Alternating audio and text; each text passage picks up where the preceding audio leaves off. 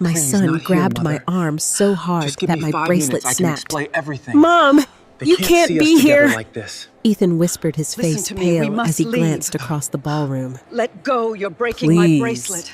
If my boss sees you, everything I've worked for could be ruined.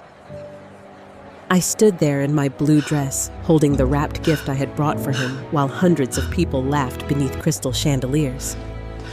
Then the room suddenly fell silent. A tall, silver-haired man at the head table pushed back his chair and stared directly at me, his eyes filled with tears. "Faith Richardson," he said loudly.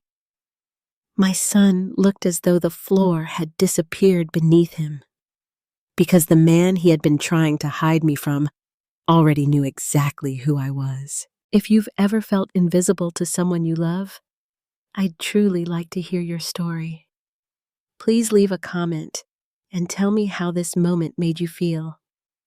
And if you're listening tonight, let me know where you're watching from and what time it is where you are. Your words mean more than you realize. If stories like this touch your heart, don't forget to like and subscribe so we can continue sharing these moments together. My name is Faith Richardson, and for most of my life, I believed that love could survive anything. Poverty, exhaustion, loneliness, even death. What I never imagined was that love could survive all of those things and still be wounded by success. I was 28 years old when my husband Robert Richardson died. Robert had been a mechanic in Columbus, Ohio. He wasn't a wealthy man, and he never pretended to be. His hands were always covered with grease, and his back hurt long before he turned 40. But he laughed easily, loved deeply, and believed that if you worked honestly, life would eventually reward you. He was wrong. One rainy November evening, a drunk driver crossed the center line and hit his truck. The police officer who came to my door kept talking, but all I could hear was the sound of my 10-year-old son playing upstairs. Ethan was building a model airplane in his bedroom. He still believed his father would come home for dinner. I remember sitting on the kitchen floor after the funeral while everyone else had gone home. The casserole dishes were stacked beside the sink. Sympathy cards covered the table. Ethan walked into the kitchen wearing his father's old baseball cap. "Mom," he asked softly, "who's going to teach me to drive now?" That question nearly destroyed me, because I didn't know the answer. I was a licensed practical nurse at a small community clinic then. The salary barely covered the mortgage, utilities, and groceries. After Robert died, I quickly realized that grief was a luxury I could not afford. Bills arrived, whether your heart was broken or not, so I began working nights. During the day, I worked at the clinic. 3 evenings a week, I helped at a nursing home. On weekends, I baked pies, cinnamon rolls, and banana bread to sell at church events and neighborhood markets. There were weeks when I slept only 4 hours a night, but every morning I made Ethan breakfast. Every evening, I asked about his homework. Every birthday, I somehow found enough money for a present. He never knew that I often skipped meals. He never knew that I wore the same winter coat for 14 years. He never knew that I sold my mother's jewelry to pay for his science camp. And I never wanted him to know, because mothers are strange that way. We hide our sacrifices the way magicians hide their tricks. We want our children to see the magic, not the cost. Ethan was a good boy. He really was. He earned good grades. He played baseball. He volunteered at church. At night, when I returned home exhausted from work, I would sometimes find him asleep on the couch waiting for me. "I wanted to make sure you got home safe," he would say. Those memories still live inside me. Perhaps that is why what happened later hurt so much. As Ethan grew older, he became determined to escape our small life. He studied harder than anyone I knew. When he was accepted into Northwestern University, I cried for almost an hour. Not because I was sad, because I had won. At least, that is how it felt. All those years of double shifts, all those missed vacations, All those unpaid dreams, they had finally become something beautiful. The tuition frightened me. Even with scholarships, there were expenses we couldn't afford. I refinanced the house. I emptied my savings account. I worked extra shifts during flu season. One Christmas, Ethan came home and found me wrapping gifts for nursing home residents. "Mom, when are you going to buy something for yourself?" he asked. I laughed. "I already did." "What? You?" He rolled his eyes like teenage boys often do. But he hugged me, and for a moment, I believed that everything had been worth it. After college, Ethan moved to Chicago. He got an entry-level position at Bennett Financial Group. I remember helping him pack his car. The trunk was full of suitcases, books, and dreams. Before he left, he hugged me tightly. "I'll make you proud, Mom." I touched his face. "You already have." The first few years were wonderful. He called every Sunday. He sent pictures. He talked about his coworkers, his first apartment, his first promotion, the restaurants he discovered, the city lights, the opportunities. Whenever anyone in Columbus asked about my son, my face lit up. "He's doing very well in Chicago." I said those words so often that they became part of me. People at church asked about him. Neighbors asked about him. Even patients at the clinic asked. And every time I answered proudly, because Ethan was not only my son, he was proof that our sacrifices had meant something. Meanwhile, my own life became quieter. The house felt larger after he left. Robert's old chair remained beside the window. The kitchen table suddenly seemed too big for one person. Sometimes I would make enough spaghetti for 3 people before remembering that I lived alone. Grief changes shape as you grow older. At first it screams, later it whispers. Still, I never felt lonely when I thought about Ethan. His success filled the empty spaces. I kept every graduation picture, every birthday card, every newspaper clipping, every Christmas ornament he made as a child. I even kept the old model airplane he had built the week Robert died. Its wing was broken. I never fixed it. Some things deserve to remain imperfect. On my 68th birthday, I sat alone on my porch watching the sunset.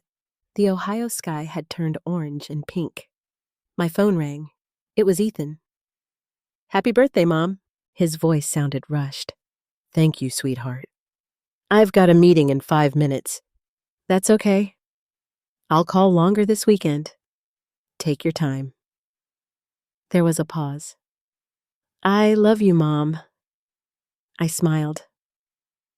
"I love you too."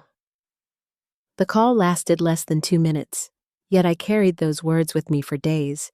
Because when you are a mother, you learn to survive on very small portions of love. You stretch them, save them, live on them. At the time, I still believed that my son and I were simply adjusting to adulthood. I told myself Chicago was busy. Careers were demanding. Life moved fast.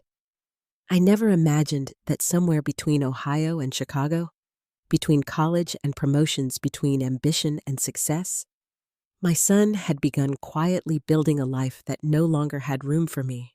And I certainly never imagined that one day he would look directly into my eyes and wish I had stayed hidden. But that day was coming. I just didn't know it yet. The first time Ethan corrected the way I spoke, I laughed. I honestly thought he was joking. It happened about 3 years after he moved to Chicago. He had received another promotion at Bennett Financial Group and called me one Sunday afternoon while I was watering flowers on my front porch. I told him that one of my neighbors had baked me a peach cobbler. "Mrs. Jenkins made one of the best cobblers in town," I said. There was a brief silence. "Mom," Ethan said carefully, "people don't really say in town anymore." I smiled. "Since when?" He laughed awkwardly. "I don't know. It just sounds very small town." Small town. The words stayed with me longer than they should have. Our town was small. It had been our home for 30 years. It was where his father was buried. It was where he learned to ride a bicycle. It was where I worked double shifts to keep our family alive. But I simply laughed and changed the subject. As mothers often do, I translated discomfort into understanding. A few months later, he came home for Thanksgiving. At first, everything seemed normal. He hugged me at the front door. He complimented the turkey. He visited his father's grave. But there was something different about him. He looked more polished, more controlled. His clothes were expensive. His watch probably cost more than my monthly mortgage payment. And he seemed to study everything around him. The furniture, the old curtains, the faded wallpaper, even the kitchen table. That evening, while I was washing dishes, he walked into the kitchen. "Mom, have you ever thought about updating the house?" I looked around. The house is fine. The cabinets are pretty old. So am I. He smiled politely, but not warmly. "I could help you renovate." I dried my hands. "Why? It would just look nicer." I knew he meant well. At least I wanted to believe he did. Still, something inside me hurt, because suddenly, the home that had protected us no longer seemed good enough. A few hours later, I introduced him to a neighbor at the grocery store. "This is my son, Ethan. He works in Chicago." The neighbor smiled.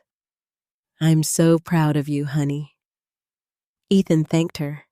As we walked toward the parking lot, he sighed. "Mom, you don't have to tell everyone where I work." I looked at him. I was proud. "I know." "Then what's wrong?" He stared at the windshield. "It just feels weird."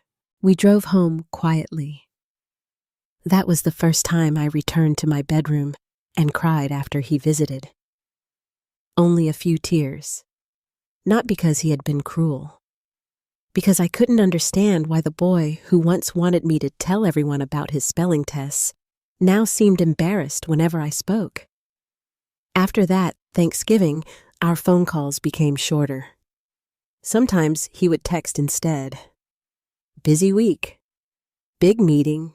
Talk later. Traveling." I told myself this was adulthood. Successful people were busy. Chicago was different from Ohio. Life moved quickly. I repeated those explanations so often that they became prayers. Then one evening, I called him during dinner. He answered immediately, but his voice sounded tense. "Mom, are you okay?" "Of course." "Did something happen?" "No." There was another pause. "Then why are you calling?" I felt embarrassed. "I just wanted to hear your voice." He lowered his voice. "I'm having dinner with clients." "Oh, can you text first next time?" My chest tightened. I didn't realize. It's not a big deal. But it was, not because he had asked, because of how carefully he said it. As though my voice had entered a room where it did not belong. A few weeks later, I discovered social media. One of the nurses at the clinic helped me create an account. I was excited. I thought perhaps I could feel closer to Ethan. I found dozens of photographs, business dinners, company events, skyline views, coworkers, restaurants, vacations. There were pictures with men in expensive suits, women in elegant dresses, holiday parties, awards, champagne glasses. I looked through nearly 3 years of photographs. I wasn't in any of them. Not one. There wasn't even a picture from his college graduation. No Christmas photographs. No family pictures. No mention of his father. No mention of Ohio. No mention of me. That night, I sat alone in my living room holding my phone. For the first time, I wondered if my son had simply built a life that no longer included his past. Still, When he called the following Sunday, I said nothing. Because mothers become experts at protecting their children from their own disappointments. Then Emily entered his life. Her name first appeared during a Christmas conversation. "I've been seeing someone," Ethan said. I smiled immediately. "Tell me everything." "Her name is Emily." "What does she do?" "She's an architect." "Is she nice?" He laughed. "Yes, Mom." "When do I meet her?" There was a short silence. "Soon." But soon never came. Months passed, then another year. Whenever I asked, there was always a reason. Schedules, work, travel, projects. One evening, I suggested visiting Chicago. "I could come for a weekend. The apartment is pretty small." "I don't mind. I'm working a lot. I could stay at a hotel." "Maybe another time." Maybe another time became another year. One spring afternoon, I mailed him an old family photograph. It showed Robert holding 6-year-old Ethan beside a fishing pond. On the back, I wrote, "Your father would be so proud of the man you've become." 2 weeks later, he called. "Mom, maybe don't send things like that to the office." My stomach dropped. What happened? It arrived while some coworkers were around. And it was just awkward. I sat quietly. The picture had embarrassed him. A father who died. A child who smiled. A family that struggled. Awkward. That word hurt more than he realized. The following Thanksgiving, he stayed only one day.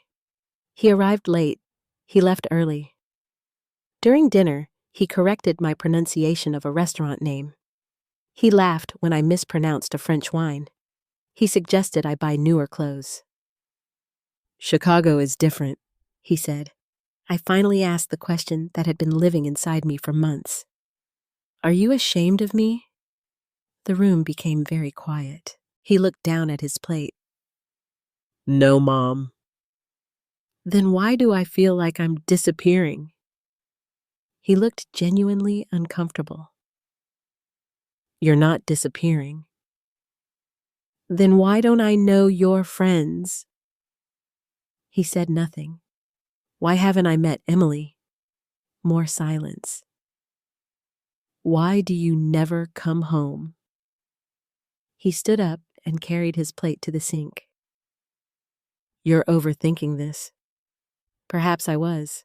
At least that is what I told myself. After he left the next morning, I stood at the front window watching his car disappear down the street.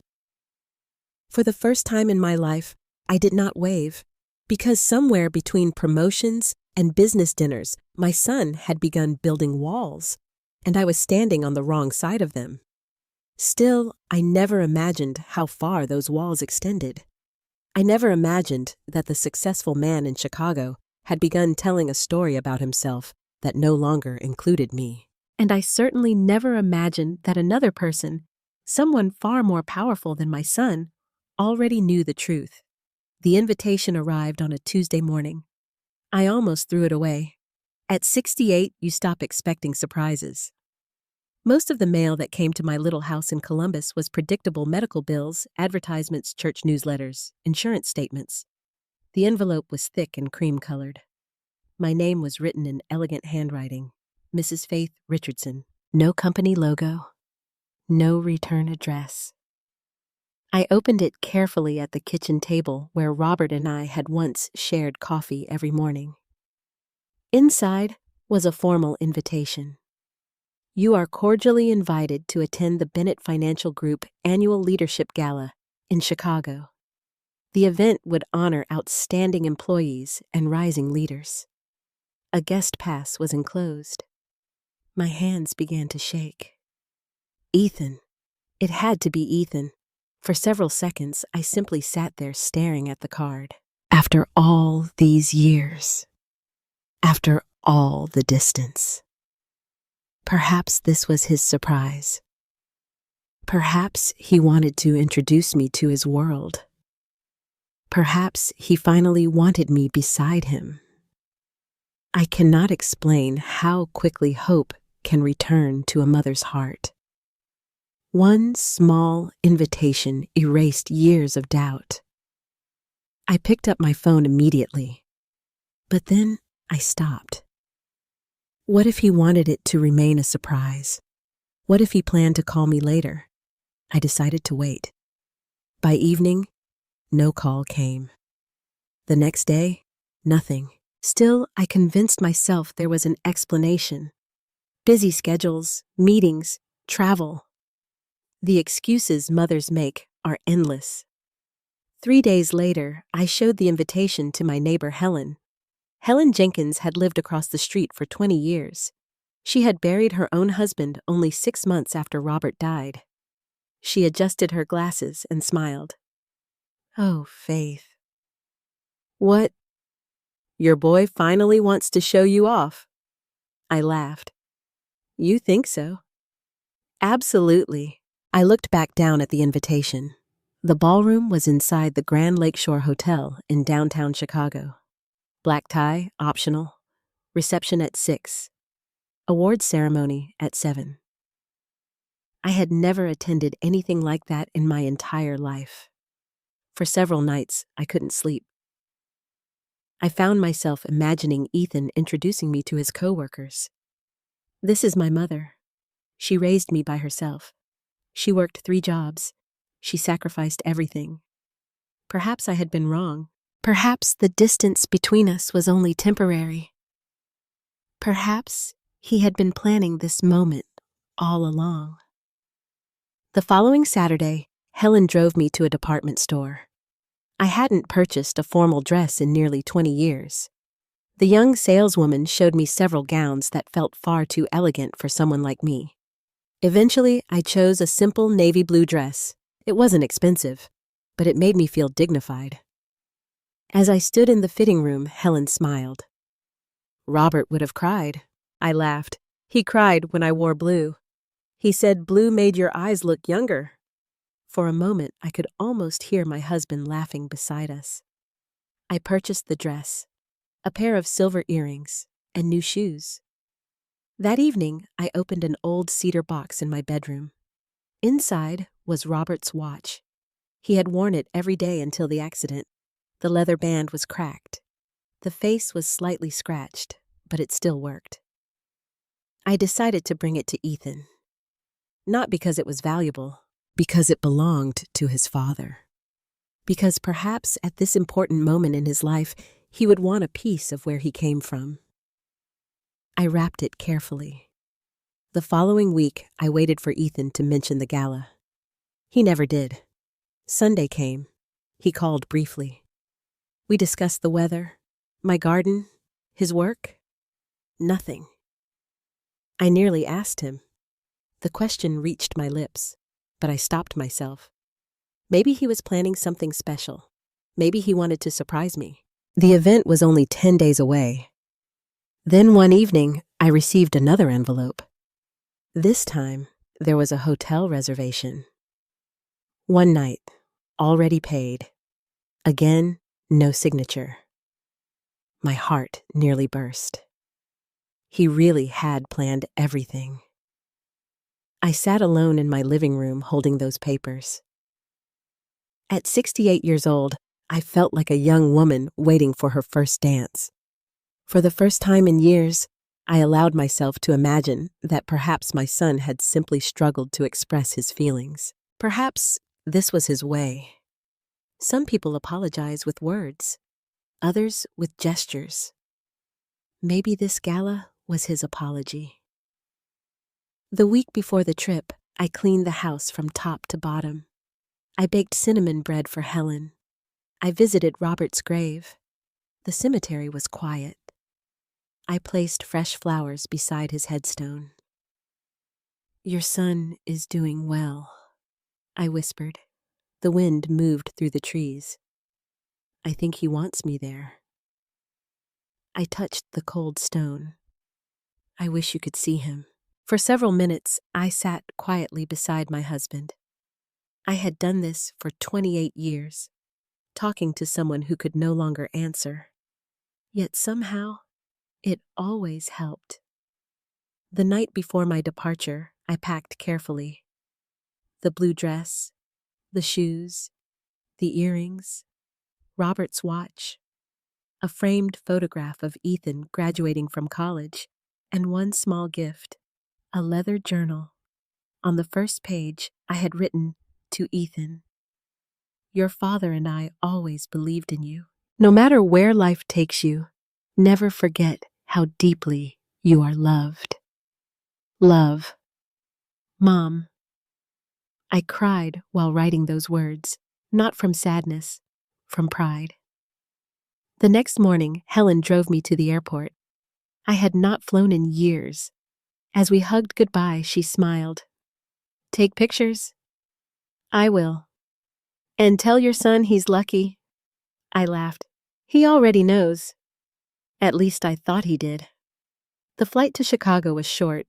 As the city appeared beneath the clouds, I felt nervous. The buildings looked enormous. The highways twisted like rivers. Everything seemed bigger than Columbus. More important, more sophisticated. I checked into the hotel that had been reserved for me. The receptionist smiled. "Welcome, Mrs. Richardson." I looked around the lobby. Crystal chandeliers, marble floors, fresh flowers, people wearing expensive clothing. I suddenly felt very small. Back in my room, I carefully hung my dress. I placed Robert's watch beside the wrapped journal. Then I sat on the edge of the bed. Something felt strange. Ethan still had not called. He still had not mentioned the gala. Not once. I picked up my phone. I almost dialed his number. Again, I stopped. Perhaps he was busy preparing. Perhaps he wanted to surprise me at the event itself. At 6 o'clock the next evening, I stood in front of the mirror. The blue dress fit perfectly. I fastened the earrings. I picked up the gift. For a moment, I looked older than 68. I looked like the woman I had been years ago. The woman Robert loved. The woman who believed anything was possible. As I rode the elevator down toward the ballroom, my heart pounded. I imagined Ethan smiling, introducing me, hugging me, telling me he was proud. I had no idea that only a few minutes later, my son would look at me as though I had ruined his life. And I certainly had no idea that someone else inside that ballroom had already been waiting to see me. The ballroom was more beautiful than anything I had ever seen. Crystal chandeliers hung from the ceiling like frozen waterfalls. White roses decorated every table. Soft music floated through the room while waiters carried silver trays filled with champagne glasses. Men in tailored suits stood beside women wearing elegant gowns. Everyone seemed confident.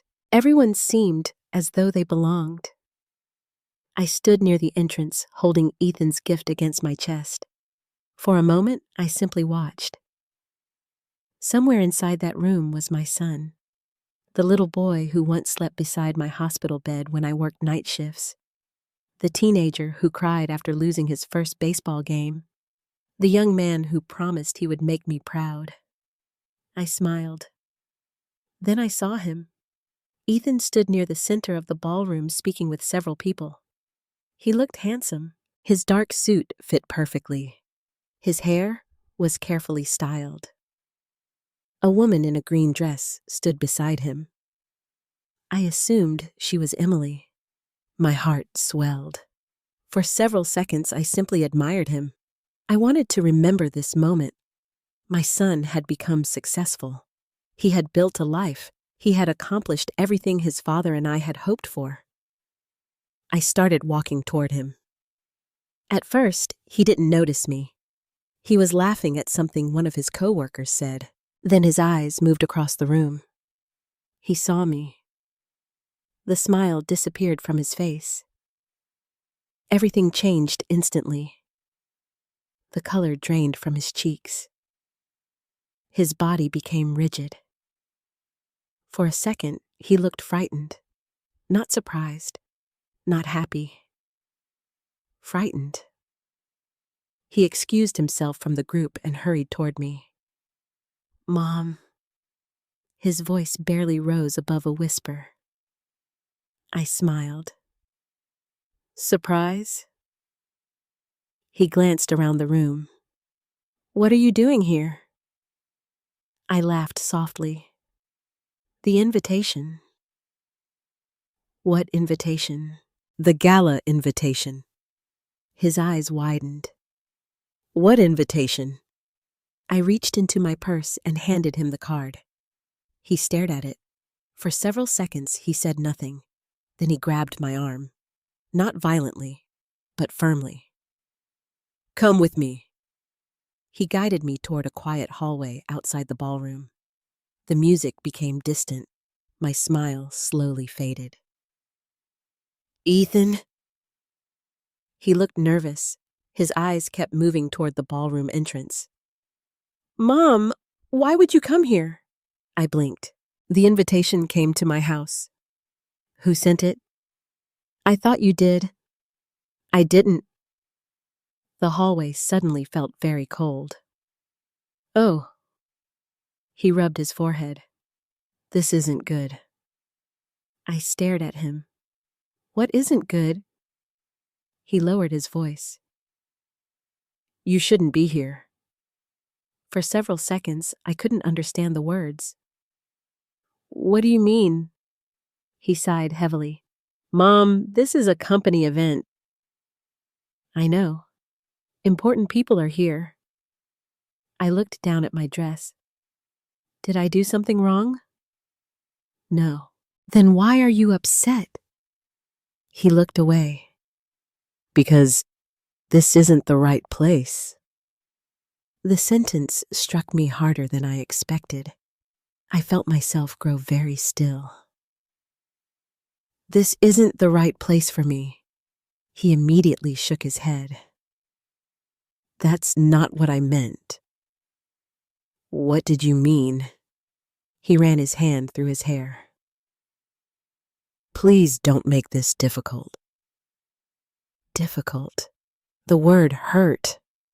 I had crossed several states. I had bought a dress.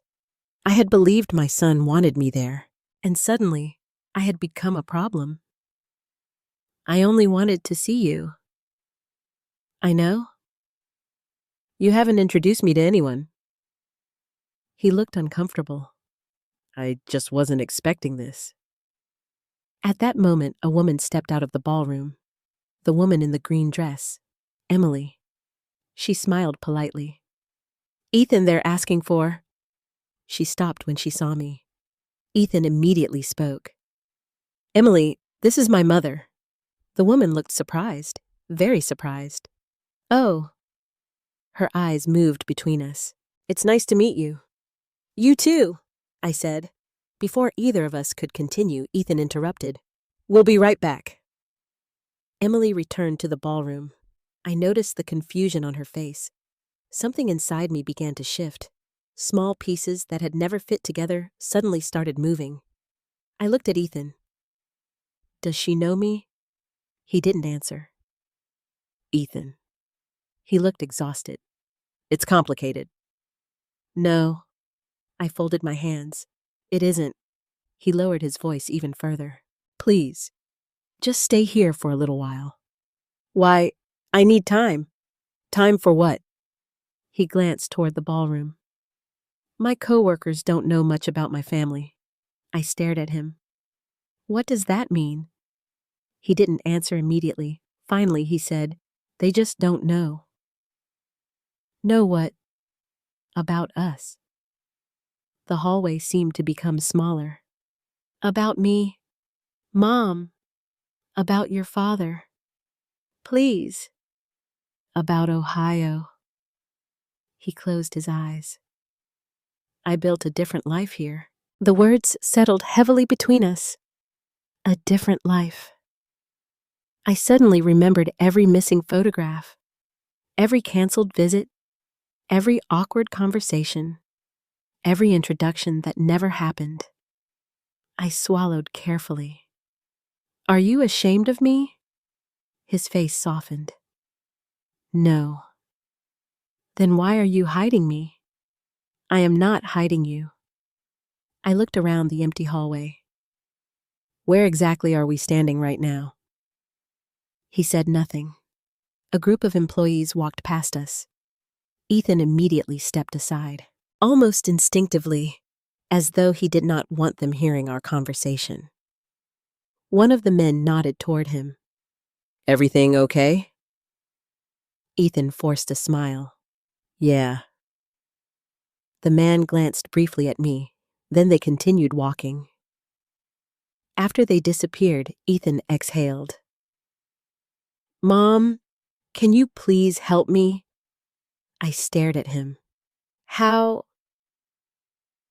There's a small lounge down the hall. My chest tightened. What? Just stay there for a little while. I couldn't believe what I was hearing. You want me to hide? No. Then what do you call it? Please. The words sounded desperate. For the first time all evening, I noticed genuine fear in his eyes. Not anger. Fear. As if my presence threatened something enormous. As if one wrong introduction could destroy the carefully built life standing inside that ballroom. I looked at my son. He suddenly seemed very far away. The little boy from Ohio had disappeared. Standing before me was a stranger wearing his face. Still, I nodded. Perhaps because mothers spend their entire lives helping their children, even when it hurts. Especially when it hurts. He led me down a quiet hallway toward a small conference room. Inside were several chairs, bottled water, and a television screen. No windows, no music, no guests, no celebration. I'll come back, he said. When? Soon. Ethan? He stopped. I reached into my purse and handed him the wrapped gift. This was for you. He looked at it. What is it? Your father's watch. His eyes briefly softened, then voices echoed from the hallway. He became nervous again. I have to go. He left. The door closed, and for the first time in my life, my son had placed me somewhere I could not be seen. I sat alone in the quiet room holding my purse. Outside, people laughed. Music played. Glasses clinked. Inside, I stared at the closed door. And slowly, painfully, I began to realize that the invitation that had filled me with so much hope had brought me somewhere my own son believed I did not belong. But the worst part was still coming. Because before the night ended, I would learn that Ethan had hidden far more than his mother. For several minutes after Ethan left, I simply stared at the closed door. The room was silent except for the faint sound of music coming through the walls. Somewhere beyond that hallway, people were celebrating. Glasses were being raised. Awards were being prepared. Photographs were being taken. And my son had placed me in a windowless conference room as though I were something that needed to be hidden. I sat down slowly. The wrapped gift was still beside me. Robert's watch. The leather journal. Everything I had brought to give my son suddenly felt foolish. I poured myself a small cup of water from the table. My hands were trembling. Part of me wanted to leave immediately. I could call a taxi, return to my hotel room, catch an early flight home, pretend none of this had happened. But another part of me still hoped. Perhaps Ethan simply needed time. Perhaps he would return. Perhaps he would apologize. Mothers survive on perhaps. 20 minutes passed, then 30. No one came. The music outside became louder. Applause erupted somewhere inside the ballroom. I looked at my phone. No message, no explanation, nothing. Eventually, I stood up and opened the conference room door slightly. The hallway was empty. A few employees passed nearby. Nobody noticed me. I walked toward the entrance of the ballroom. The doors remained partially open. Inside, the reception was still underway. People laughed. Clusters of executives talked near the stage. Ethan stood with several coworkers. He was smiling. Smiling, as though nothing had happened, as though his mother was not sitting alone down the hall. I stepped backward before anyone could see me. That was when I heard voices.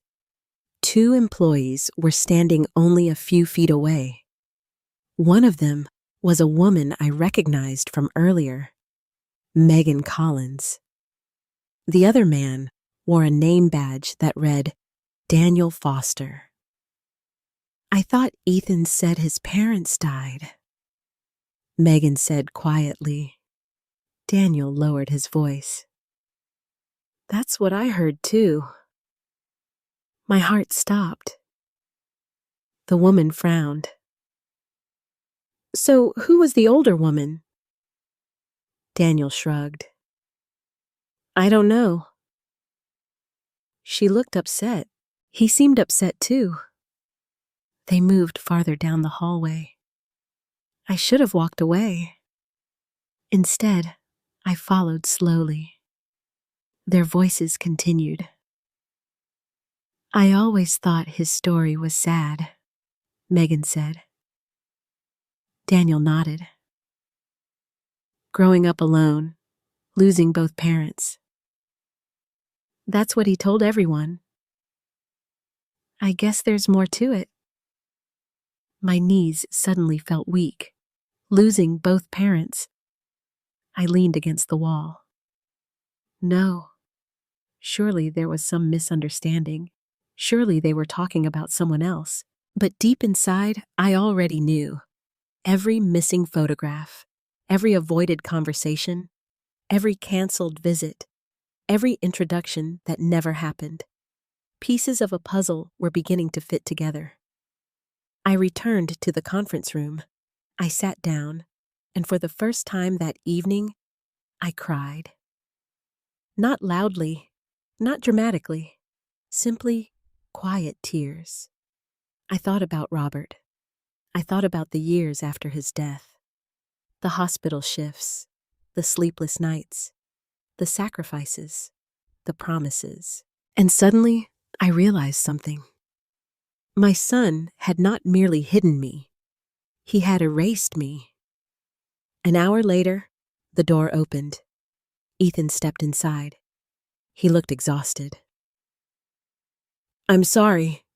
I wiped my eyes quickly. Did you tell people I was dead? He froze. For several seconds, he said nothing. The silence answered me. Ethan. He sat down heavily. It isn't exactly like that. Then explain it. He rubbed his forehead. When I first started at the company, people asked questions. What questions? About my family. And I told them Dad died. Which is true. He nodded. Then people asked about you. My voice shook. What did you say? He looked away. I said I had lost my parents. I could barely breathe. Why? It was easier. Easier than having a mother. He looked miserable. You don't understand. Help me understand. He stood up and began pacing. When I started here, everyone came from money. He pointed toward the ballroom. Private schools, country clubs, successful parents. And I didn't fit. You earned your place. I know. Then why lie? His shoulders slumped. Because I was tired of feeling different. I stared at him. So you buried me? No.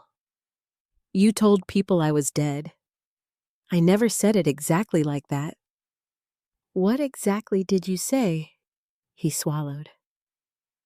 I said I lost both my parents when I was young. The words struck me like ice water. Because technically, Robert had died. Because technically, he had lost part of his family. because technically it was not entirely false. And yet it was. Entirely. I spoke quietly. How many people believe this? He didn't answer. Ethan. Most of them. I closed my eyes. The room felt too small. For several minutes, neither of us spoke. Finally, I asked, Emily. He hesitated. She knows. Relief briefly entered me. Then he added, only recently. I looked up. What does that mean? I told her a few months ago. So even the woman you love didn't know I existed. His face collapsed. Please stop. No. My voice was calm now, too calm. How long have I been dead? He looked at the floor. Several years. I suddenly understood why the woman had looked surprised when he introduced me, why his coworkers seemed confused, why he had panicked. The life he built in Chicago had no mother, no Ohio, no small house, no nurse working night shifts, no widow selling pies, only a tragic orphan who had overcome hardship. People admired that story. They sympathized with it. Perhaps it had opened doors. Perhaps it had helped him belong. And I, his living mother, had become an inconvenience, a contradiction, an embarrassment, a problem. Tears filled his eyes. I didn't know how to fix it. By telling the truth. It became too late. I nodded slowly. No. He looked up. It became too valuable. The words hurt him, because they were true. Outside the room, applause erupted. The award ceremony had begun. He looked toward the door. I need to go back. I laughed softly.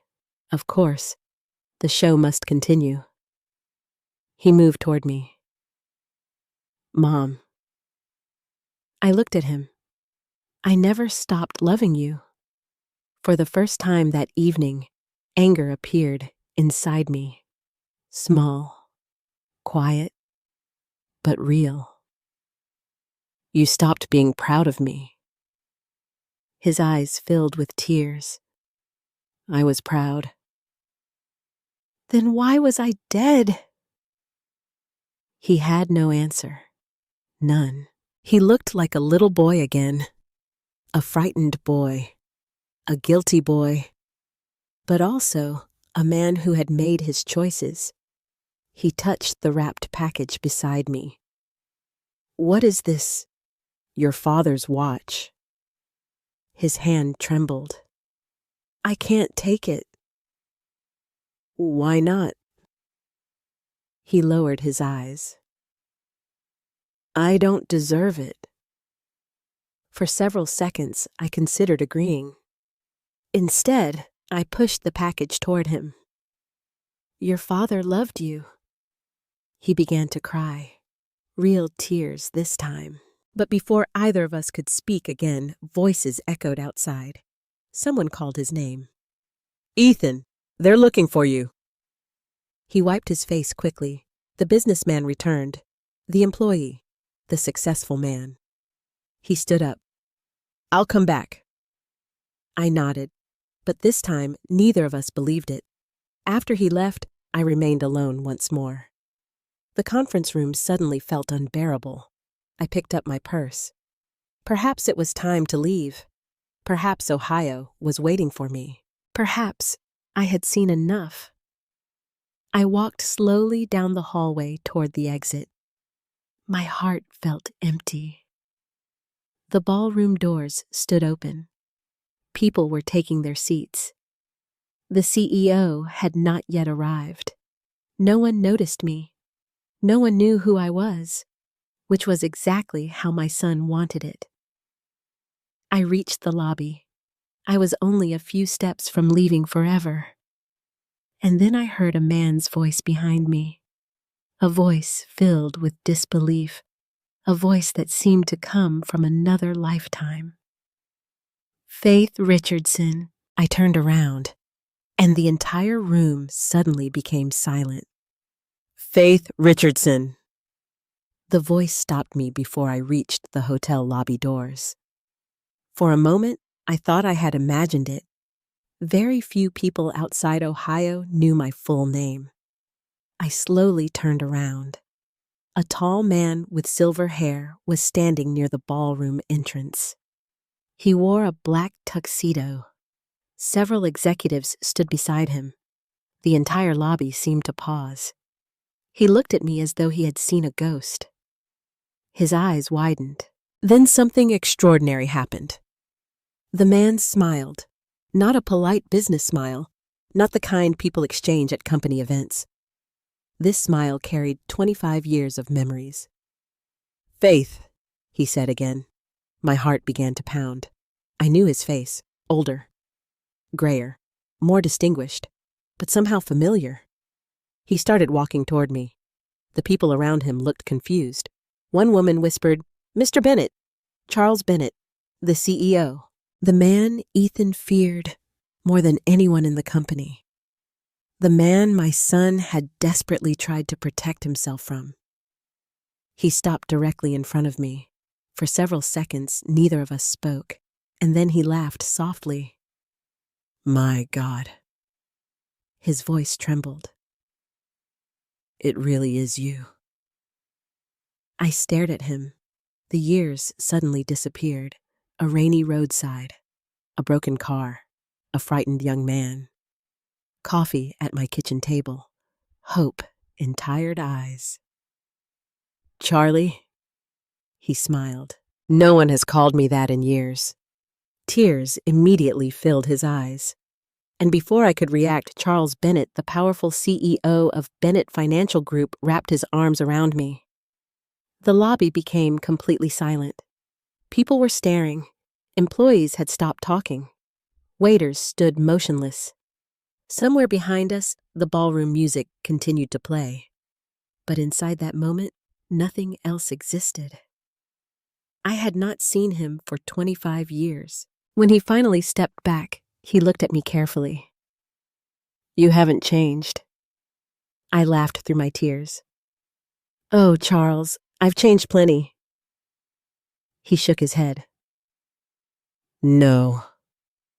His voice became softer. You still have the same eyes. One of the executives approached cautiously. Mr. Bennett, the presentation is about to begin. Charles barely looked away from me. It can wait. The executive seemed stunned. I understood why. Important men are not supposed to stop company galas because they recognize an elderly woman standing alone in a hotel lobby. Yet that was exactly what had happened. Charles looked around. What are you doing here? I hesitated. The answer suddenly felt complicated. I received an invitation. His expression changed. Good.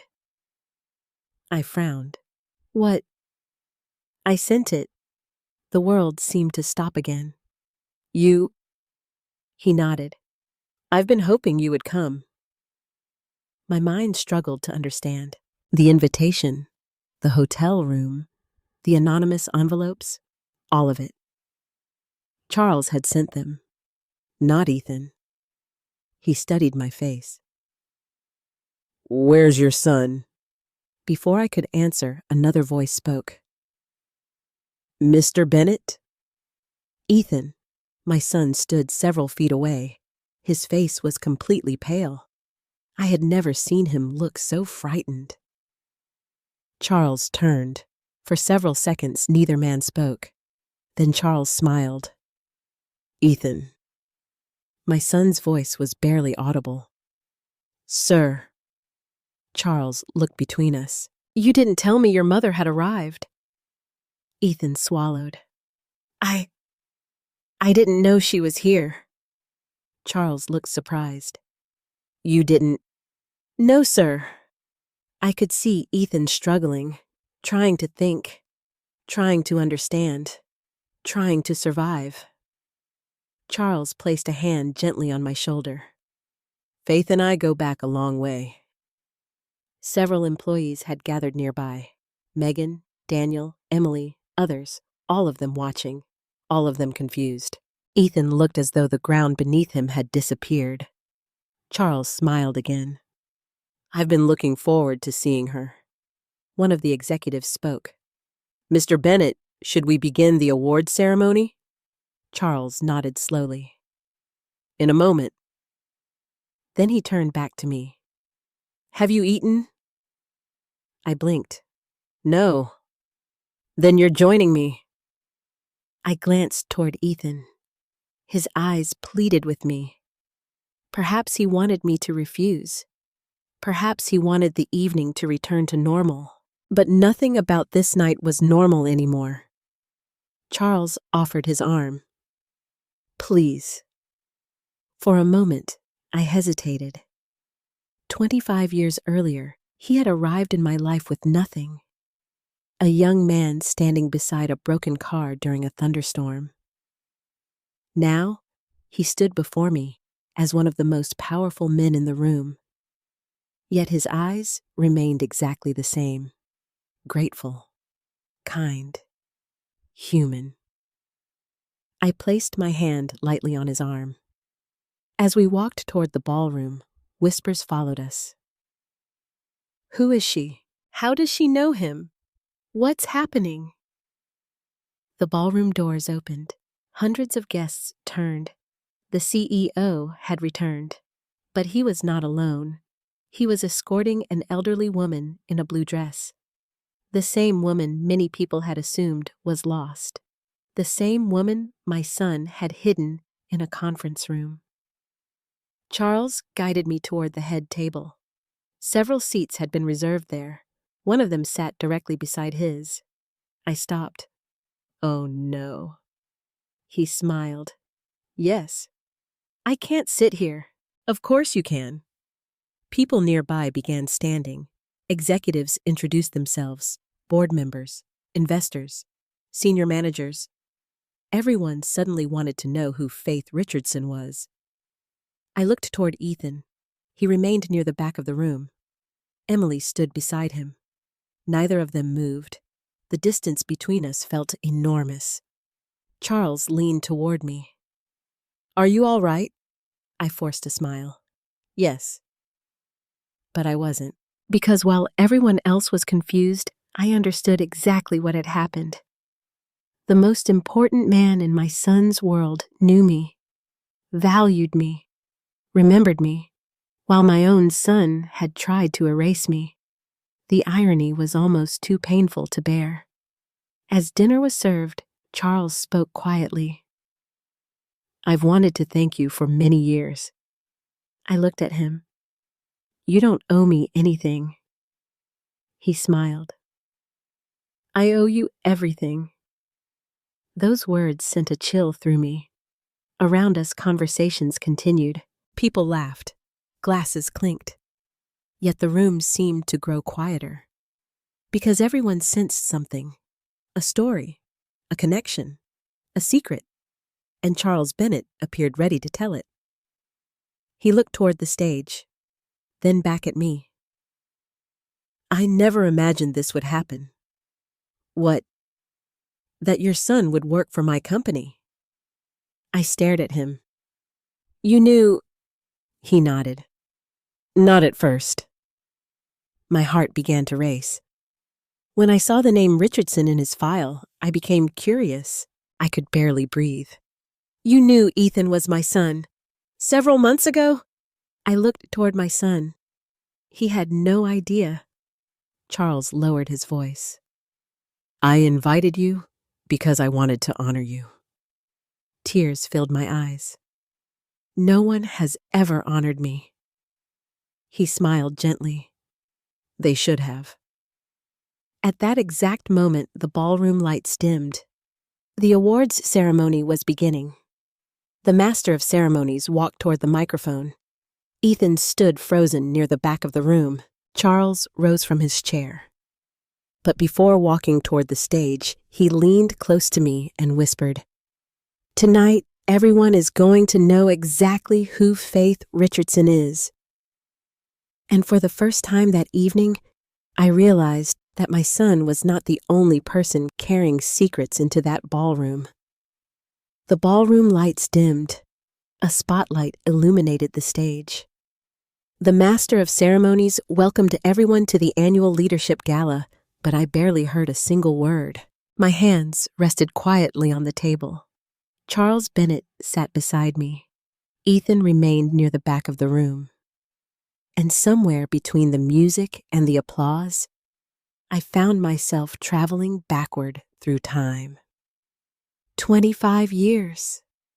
25 years earlier, Charles Bennett had not been the powerful man everyone feared. He had not owned private jets. He had not managed thousands of employees. He had not appeared in business magazines. He had simply been a frightened young man standing beside a broken car during a thunderstorm. I still remember that night. Ohio winters arrive early. The rain had been falling for hours. Robert had just finished repairing a neighbor's truck. Ethan was 13 years old. I was making soup in the kitchen. The power flickered several times because of the storm. Robert looked out the front window. "Someone's stuck." A car had stopped along the road near our property. The headlights remained on. No one moved. Robert put on his coat. "I'll check." 10 minutes later, he returned with a man who looked exhausted. He was perhaps 37 years old. His suit was soaked. His shoes were covered with mud. He carried a briefcase that seemed more valuable than the car itself. "This is Charles," Robert said. "Car trouble." The young man apologized repeatedly. "I don't want to impose." Robert laughed. "You're already inside." That was Robert. No stranger remained a stranger for very long. I gave Charles dry towels. Robert found him old clothes. We served him hot soup. He thanked us at least 20 times. Looking back now, I realize he was embarrassed. Proud men often are when they need help. That evening, Ethan sat at the kitchen table doing homework while Charles spoke quietly with Robert. The storm continued outside. Eventually, Charles admitted the truth. His business had failed. Investors had pulled out. He was traveling through Ohio, trying to convince one final lender to support him. The meeting had gone badly. His car had broken down. His company was nearly bankrupt, and he had nowhere else to go. Robert listened without judgment. He simply poured more coffee. "Sometimes life kicks hard," he said. Charles laughed bitterly. "I think life is trying to kill me." I still remember his eyes, exhausted, defeated, the eyes of a man who had lost faith in himself. That night, after Ethan went to bed, Charles sat alone in our kitchen. The rain had stopped. The clock read nearly midnight. I found him staring at financial papers spread across the table. "Can't sleep?" I asked. He smiled weakly. "Too much to lose." I sat beside him. He explained his company, his investors, his debts, his employees. Most of the numbers meant little to me. I was a nurse. Robert repaired engines. Business belonged to another world. But despair looks the same everywhere. I asked him one question. "If your company succeeds, what happens?" He looked surprised. "I help a lot of people." "And if you quit?" He looked down. "Everyone loses." I nodded. "Then don't quit." He laughed. "It's more complicated than that." "Maybe." I poured him another cup of coffee. But complicated things still require simple decisions. He stared at me. "What decision?" "Whether you believe tomorrow can be different." For a long moment, he said nothing. Then he asked, "How do you know?" I looked toward Robert sleeping in the next room. Because at that time, our lives were already difficult. Bills, long shifts, financial struggles. Yet we continued, because we believed tomorrow could improve. I told him exactly that. He never forgot. The following morning, Robert repaired his car. Charles offered money. Robert refused. Before leaving, Charles shook our hands. "I'll pay you back someday." Robert smiled. "Just help somebody else." But the story didn't end there. 3 weeks later, Charles returned. He looked even more exhausted than before. He explained that one final business deal had collapsed. He needed a small amount of money to travel to New York and meet another potential investor. He was embarrassed to ask. Robert and I looked at each other. We did not have much. Very little, actually. Our savings account contained money we had been setting aside. Money for repairs, for emergencies, for Ethan. I remember Charles saying, "Please don't feel obligated." After he left the room, Robert spoke quietly. "What do you think?" I looked at our checkbook. The amount Charles needed was not enormous, but for us, it was significant. "If we lose it." Robert shrugged. "We've lost money before." I smiled. "And if he succeeds?" Robert laughed. "Then maybe someday he'll buy us dinner." That evening, we gave Charles the money. He tried to refuse. He cried, actually cried, a grown man sitting at our kitchen table. "I don't know how to thank you." I still remember Robert's answer. "Stand up again." That was all. Stand up again. Charles left the next morning. For several years, we heard almost nothing. A Christmas card, a letter, occasional updates. His business slowly improved. Then Robert died. Life became difficult, very difficult. I stopped writing. He stopped writing. Years passed. Sometimes I wondered what had happened to him. Whether he succeeded. Whether he failed. Whether he even remembered us. Apparently, he did. Very much. Back in the ballroom, Charles sat quietly beside me. The speeches continued. Awards were announced. But he was no longer watching the stage. He was looking at me. "I searched for you after Robert died." I turned toward him. "You knew." He nodded sadly. "A mutual contact told me." I lowered my eyes. That was a difficult time. I wanted to help. "Why didn't you?" He sighed. "I couldn't find you." I thought about the years after Robert's death. Moving jobs, changing addresses, raising Ethan, surviving. Life had carried both of us in different directions. He smiled softly. Then one day, I saw the name Ethan Richardson on an employee report. My heart beat faster. I couldn't believe it. "He never told me." Charles nodded. "I know." "Why didn't you say something?" "I wanted to be sure." He paused. "When I realized he was your son, I invited you." I looked at him. "To thank me?" His eyes became emotional. "No." He shook his head. "To honor you." At that moment, applause erupted from the stage. Another award had been presented. People were smiling, taking photographs, celebrating success.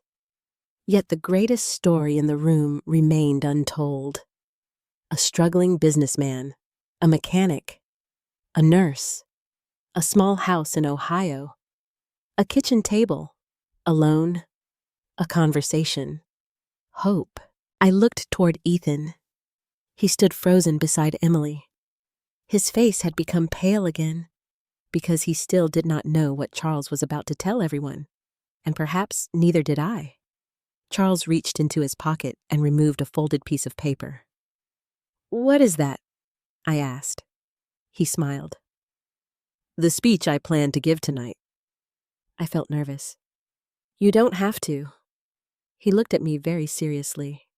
"Faith, for 25 years, I've waited for the chance to say thank you." He looked toward the stage, then back at me. "And tonight, your son is finally going to learn who his mother really is." The applause slowly faded. The Master of Ceremonies introduced the next segment of the evening. Several awards had already been presented, but I could feel a different kind of anticipation spreading through the ballroom. Charles Bennett remained seated beside me. His folded speech rested on the table. Ethan stood near the back with Emily. Every few seconds, his eyes found mine.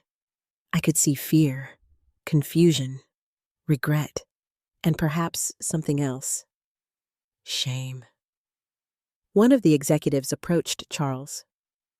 "Sir, the leadership recognition segment is next." Charles nodded. "I know." The executive hesitated. "Would you still like the revised order?" Charles looked toward the stage. "No."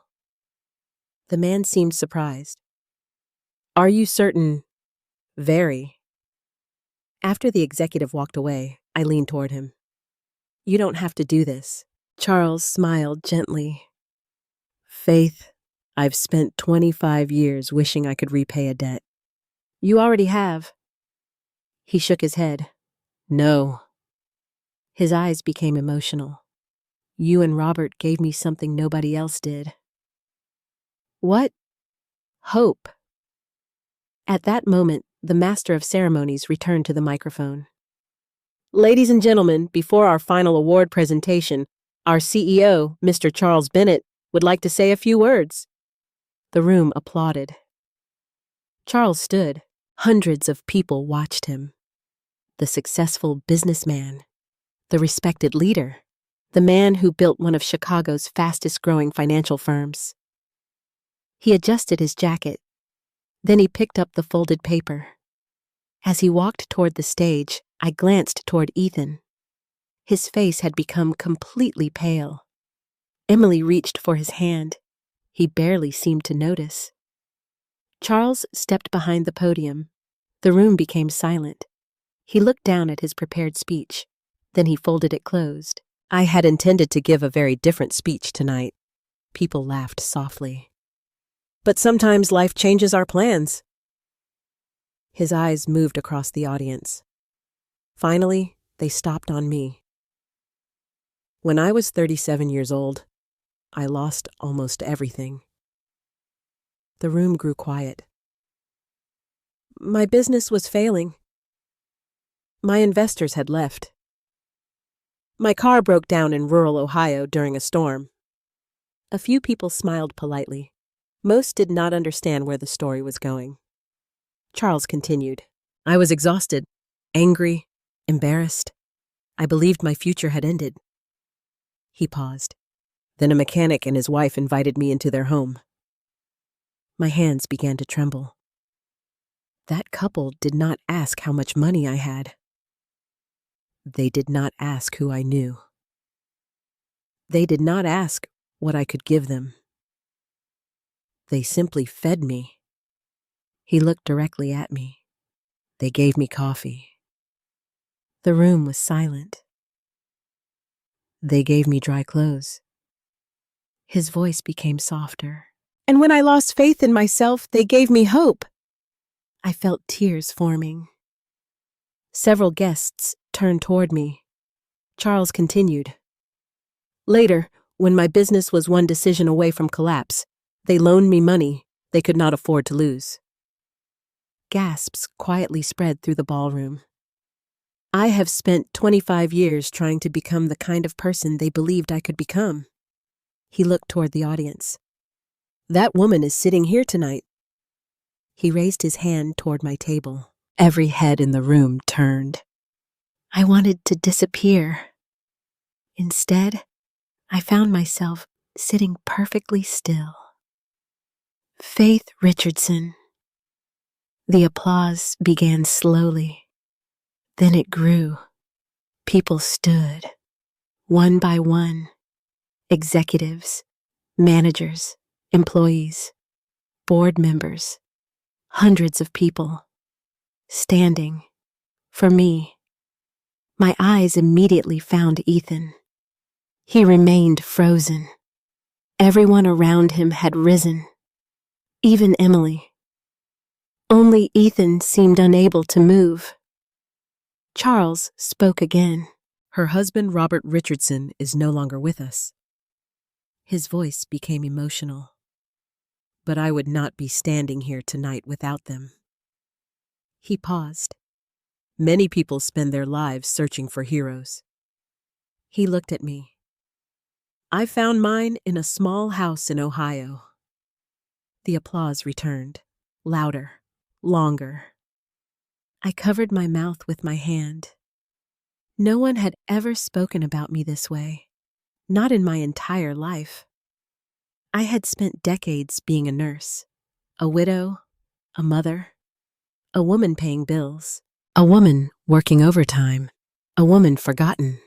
And suddenly, an entire ballroom was standing because of choices Robert and I had made at our kitchen table. Charles stepped away from the podium. Then he said something that changed everything.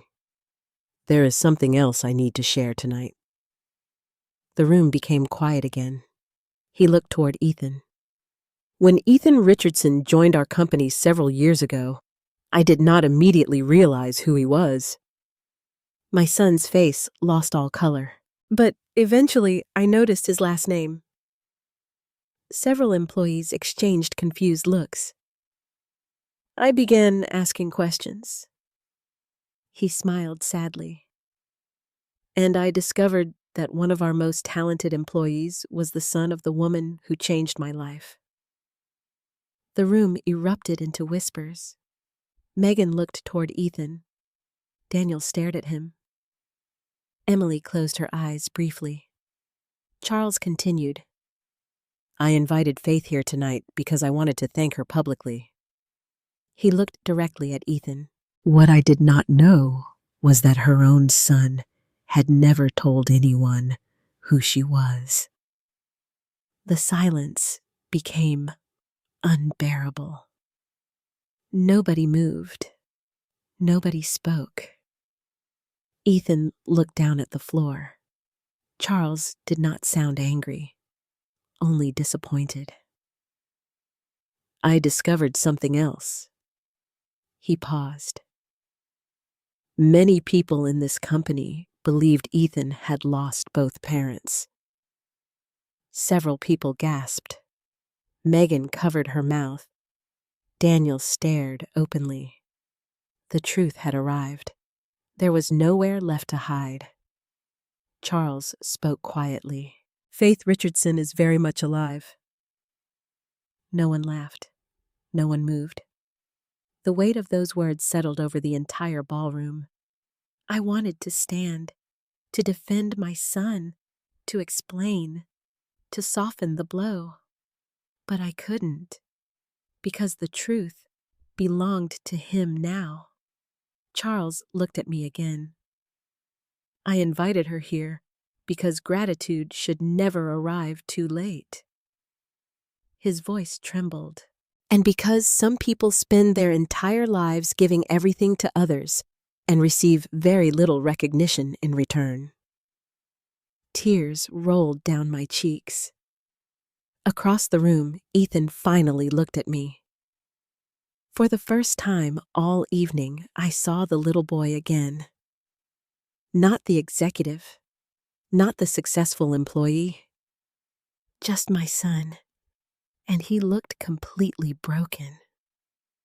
Charles stepped away from the podium. The room remained silent. Then someone began clapping. An older woman near the front. Then another person. Then another. Soon, the entire ballroom was standing once more. This time, the applause lasted nearly a minute. People turned toward me. Some smiled, Some cried, some simply watched. Emily walked slowly toward Ethan. She touched his arm. He didn't move. Megan approached him. He couldn't look at her. Daniel shook his head sadly. The story Ethan had built over many years had collapsed in less than 5 minutes. And yet Charles was not finished. He returned to the microphone one final time. There is one last thing. The room became quiet again. He looked directly at my son. I knew who Ethan was before tonight. Ethan lowly lifted his head. I have known for months. The shock on my son's face was visible to everyone. Charles nodded gently. I wanted tonight to be a celebration. He paused. I never imagined a son would try to hide the very woman who taught me how to stand again. No one spoke. No one moved. The awards still waited. The evening still continued. But everything had changed. Because the most important person in my son's professional life had just revealed that he already knew the truth. And my son had nowhere left to run. The applause eventually faded. But the silence that followed felt even louder. No one seemed to know what to do. The employees looked at Ethan. The executives looked at Charles. And I sat at the head table, wondering how a single evening had changed so many lives. Charles returned to his seat beside me. He folded his hands quietly. The master of ceremonies stood near the podium, uncertain whether to continue. Finally, Charles nodded. Please proceed. The program resumed. Awards were announced. Names were called. People walked to the stage. Photographs were taken. Yet the energy inside the ballroom had changed completely. Conversations became whispers. Eyes constantly moved toward our table, toward me, toward Ethan, toward Charles. I felt as if everyone suddenly knew my face. For years, I had been invisible. Now I wished I could disappear. Ethan remained near the back. Emily stood beside him. Several coworkers attempted to speak to him, but the conversations ended quickly. Megan looked confused. Daniel looked disappointed. Others simply avoided him. Halfway through the ceremony, Charles leaned toward me. I owe you an explanation. I looked at him. You owe me nothing. He smiled softly. I owe you honesty. For several seconds, he watched Ethan. Then he began. The first time I saw his name, I thought it was coincidence.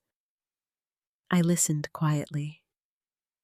Richardson isn't uncommon. He took a sip of water. But then I noticed Ohio. My heart tightened. The same hometown.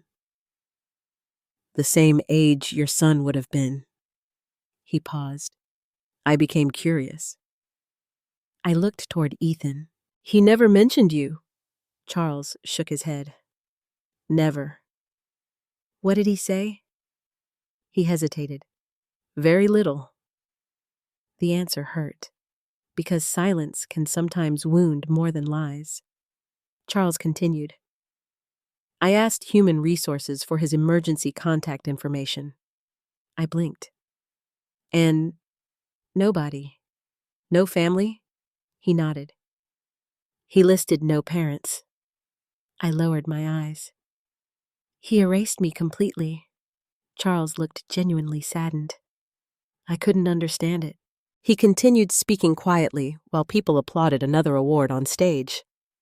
So I asked Daniel to verify some records. I remembered Daniel, the man I had overheard earlier. He found your name. My chest tightened. And then... Charles smiled slightly. And then I knew. I looked at him. Why didn't you ask Ethan directly? He was silent for several moments. Finally, he answered. Because I wanted to understand why. The ballroom lights reflected in his glass. I hoped he would eventually tell me. He didn't. No. He sighed. Months passed. I swallowed. And then, I invited you. I stared at him. Without telling him. Yes. Why? Charles folded his hands. Because I wanted him to have the opportunity to be proud. Those words hurt more than anything else that evening. Proud. Such a simple word. Such a painful one. Charles looked toward the stage. I imagined him introducing you. He smiled sadly. I imagined thanking you together. He shook his head. I never imagined what happened tonight. At that moment, one of the senior executives approached our table. Mr. Bennett? Yes? The Leadership Award presentation is next.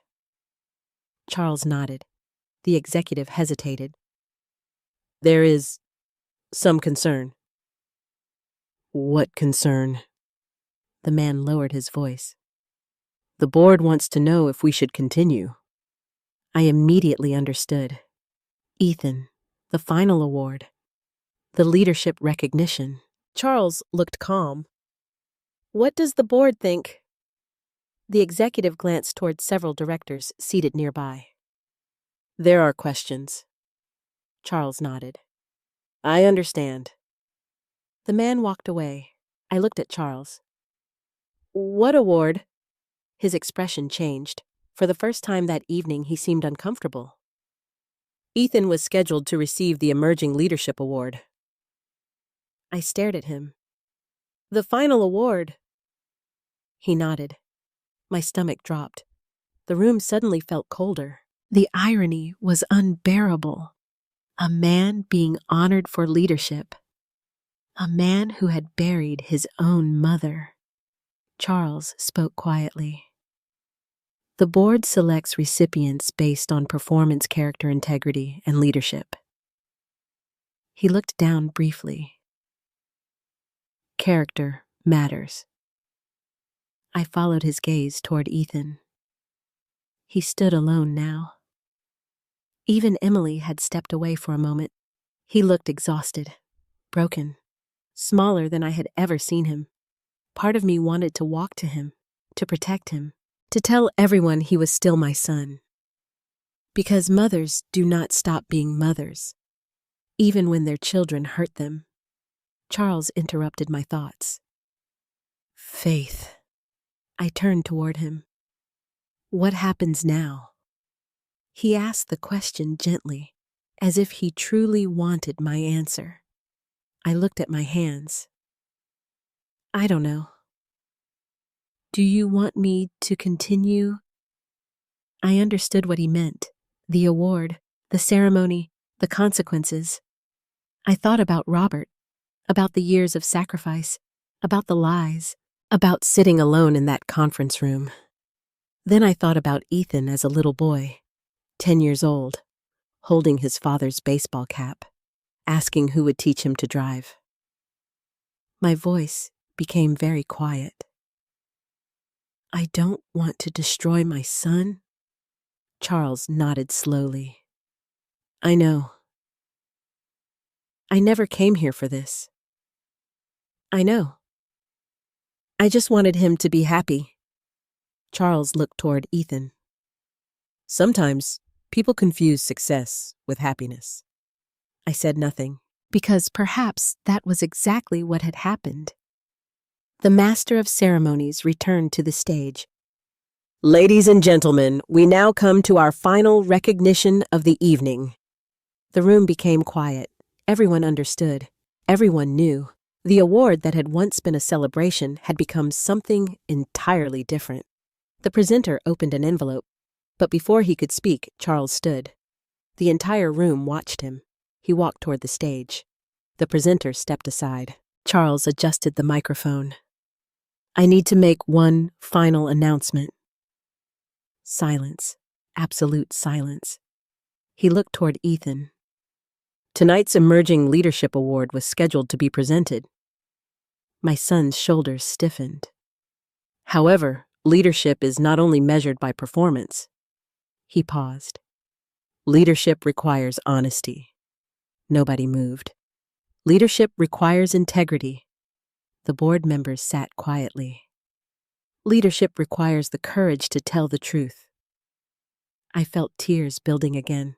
Charles continued. Therefore, I have decided to postpone this award. Gasps spread through the room. No one expected him to say it publicly. No one. He spoke gently. This is not punishment. He looked directly at Ethan. It is an opportunity. My son slowly raised his eyes. Charles's voice softened. An opportunity to become the man I believe you can be. For several seconds, neither of them moved. The entire ballroom watched. No anger, no humiliation, only disappointment and hope. Charles stepped away from the microphone. The ceremony ended. People began standing. Conversations returned. Music slowly played again. Yet no one immediately approached Ethan. He remained alone. I could see tears in his eyes, real tears. Not for his career, not for the award, but perhaps for something much deeper. Something he had lost long before tonight. As guests began leaving their tables, I picked up my purse. Charles looked at me. Where are you going? I think I should leave. His face softened. You don't have to. I think I do. I looked toward my son. He still had not moved. I don't know if he needs me tonight. Charles followed my gaze. I think he does. I smiled sadly. Maybe. As I stood, Ethan finally looked directly at me. Our eyes met across the ballroom. For the first time all evening, there was no executive, no employee, no successful businessman. Only my son, a frightened little boy standing in a room full of strangers. And I suddenly realized that the hardest conversation of our lives had not happened yet. It was waiting for us outside these walls. For several seconds after Charles stepped away from the microphone, no one moved. The music had stopped, the award presentation had ended, and the empty space where Ethan's recognition should have happened seemed to hang over the entire ballroom. People slowly returned to their conversations, but nothing sounded normal anymore. Voices had become whispers. Smiles had become uncertainty. Everywhere I looked, people glanced toward my son. Ethan still stood alone. His hands remained in his pockets. His shoulders were bent. He looked smaller than I had ever seen him. Not because his award had been postponed, not because his colleagues knew he had lied, but because the image he had spent years building had disappeared in a single evening. Charles returned to our table. He looked tired, older somehow. The room had become heavy even for him. Are you all right? He asked me. I nodded. I think so. He looked toward Ethan. I didn't want this. I know. I wanted gratitude. I smiled sadly, and you gave me that. For several moments, neither of us spoke. Then several members of the board approached. There were 4 of them, 2 men, 2 women. Their expressions were serious. One of them, an older woman named Patricia, spoke quietly. Charles, may we speak privately? He nodded. Of course. Before leaving, he looked at me. Please stay. I smiled politely. I'll be here. As they walked away, I noticed Ethan watching them. His face became even paler. He understood. Everyone did. The board was discussing him, his future, his promotion, his award, perhaps even his position within the company. My heart began to hurt again. No matter what my son had done, he was still my child. I did not want him destroyed. Emily finally walked toward him. She spoke softly. He shook his head. She touched his arm. He looked away. After a few moments, she quietly left him standing alone. I lowered my eyes. The loneliness around him felt familiar, because only an hour earlier I had sat alone in a conference room while people celebrated nearby. Pain often returns to us in different forms. After several minutes, Ethan finally approached our table. He stopped several feet away. Not beside me, not beside Charles, just close enough to speak. Mom? I looked up. His eyes were red. I think we should go. Before I could answer, Charles returned. The board members remained behind him. Their expressions were difficult to read. Charles sat down slowly. Ethan. My son straightened. Sir. Charles folded his hands. The board has concerns. Ethan nodded. I understand. They believe honesty is part of leadership. I know. One of the board members spoke. The issue isn't your work performance. Another added, it's the deception. The room around us seemed to disappear. Everything had become very quiet. Ethan looked down. I understand. Patricia spoke gently. You've been one of our strongest employees. He nodded. But trust matters. No one raised their voice. No one attacked him. In many ways, that made it worse, because disappointment is often harder to endure than anger. Charles finally spoke. We are postponing the promotion review. Ethan closed his eyes. For a moment, I thought he might collapse. The promotion, not only the award, his future, everything had changed. I understand. Charles looked directly at him. This is not permanent. My son said nothing. It depends on what you do next. The board members quietly left. The conversation ended, and suddenly it was only the three of us.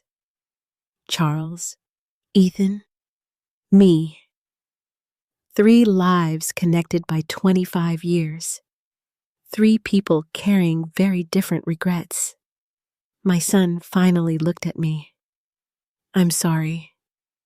The words barely reached me, not because they were quiet, because they arrived too late. I nodded gently.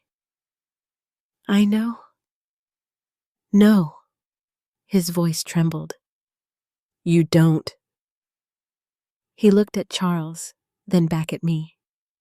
I never wanted this. Charles spoke carefully. What did you want? Ethan laughed bitterly. I don't even know anymore. He pulled out a chair and sat down. For the first time all evening, he stopped pretending. I worked so hard. His voice cracked. I wanted to belong. Charles listened silently. I was the poor kid. He looked at me. The scholarship student. His hands trembled. The kid with the dead father. His eyes filled with tears. The boy whose mother worked night shifts.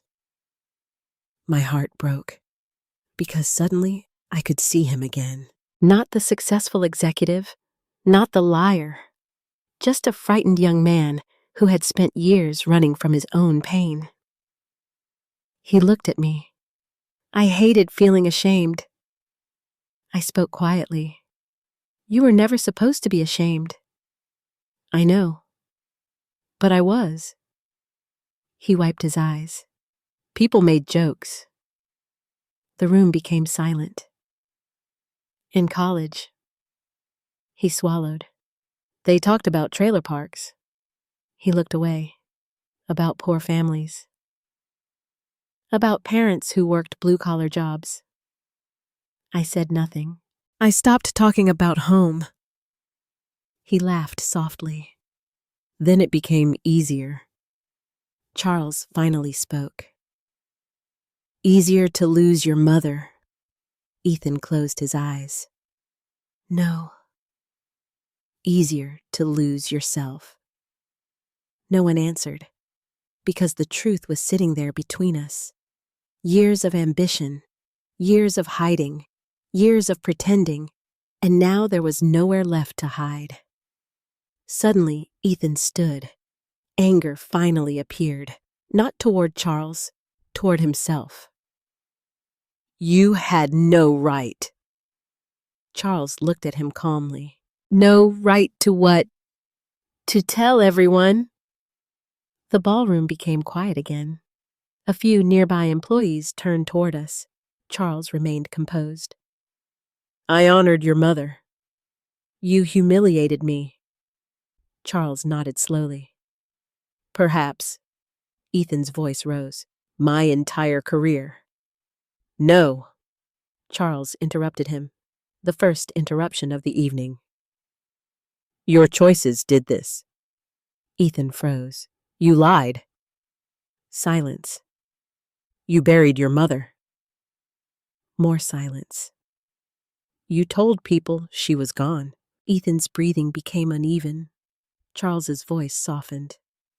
And yet, she still came here with a gift for you. I looked down at the wrapped journal still sitting beside my chair. No one spoke. Charles continued. She crossed several states because she believed her son wanted her beside him. My eyes filled again. Ethan stared at the package. He had forgotten about it.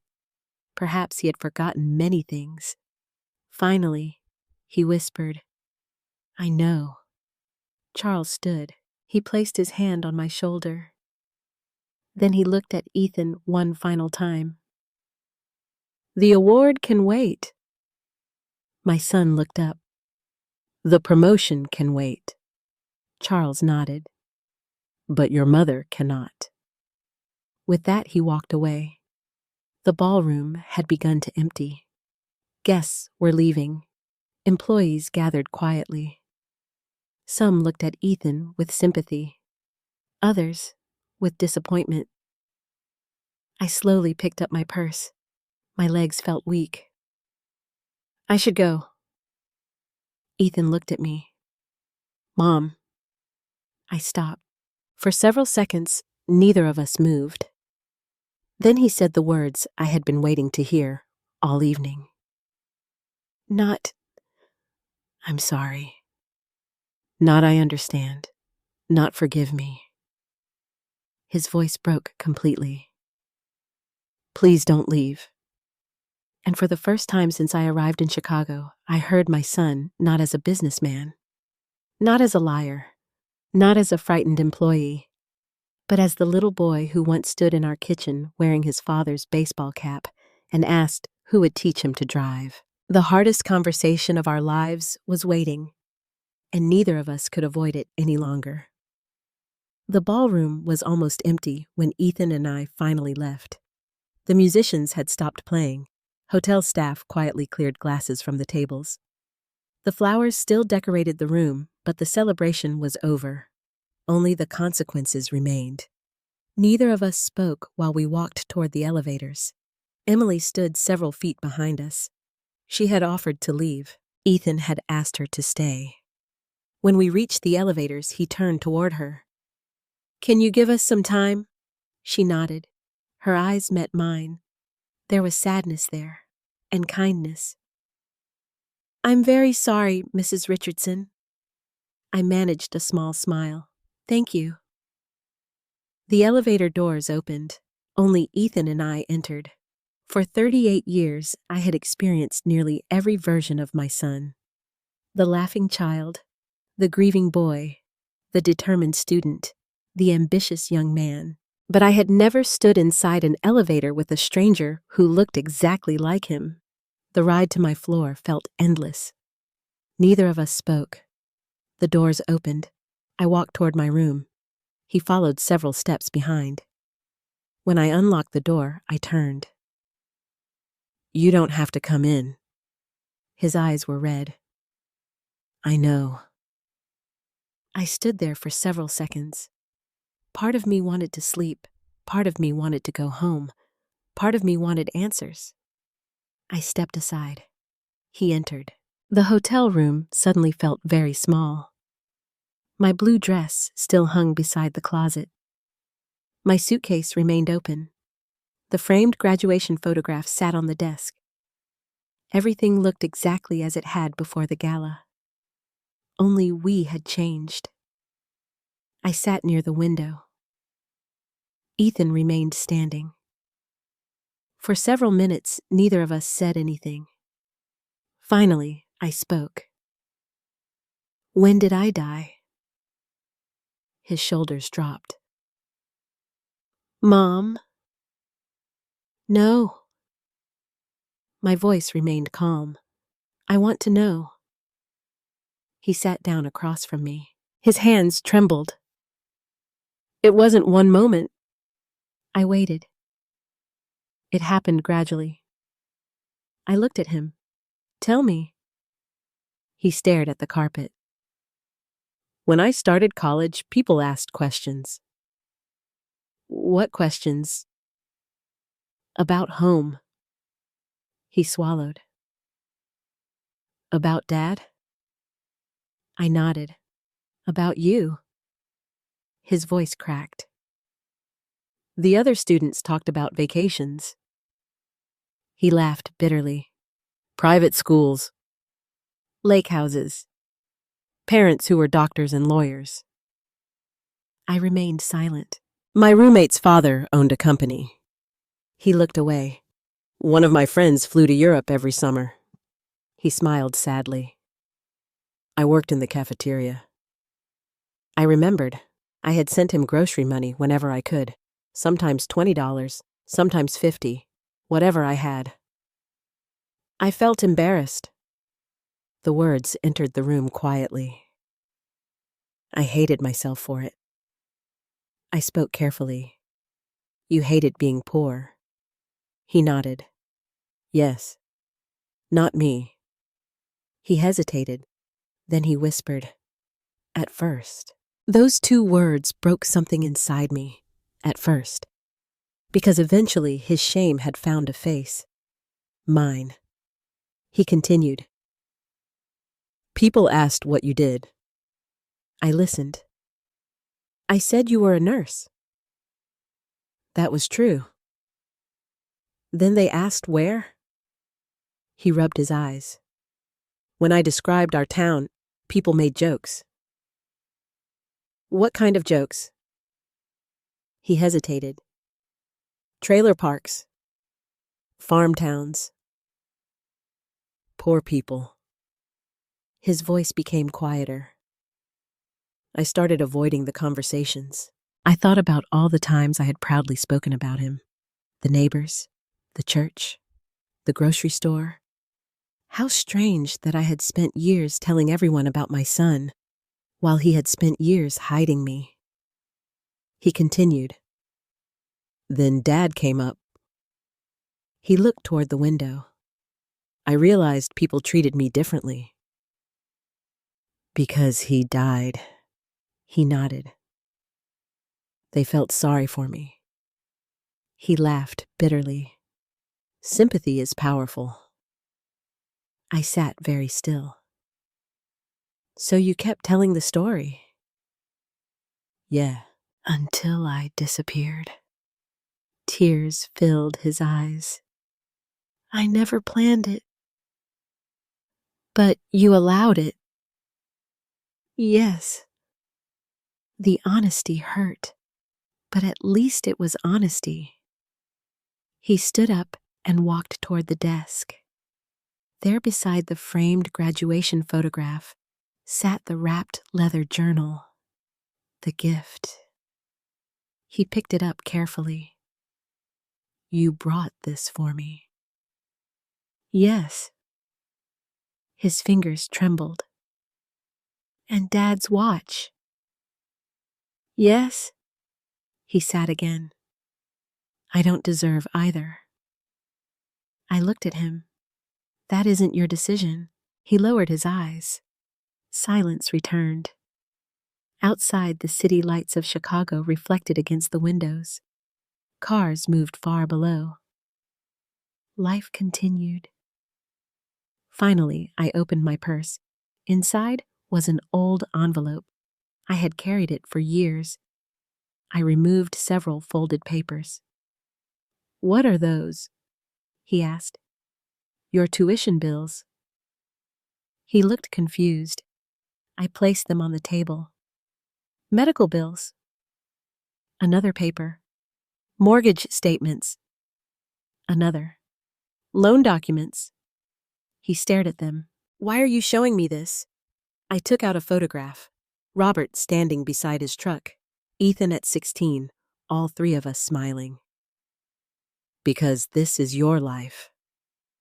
His eyes filled with tears. I continued. Your father died.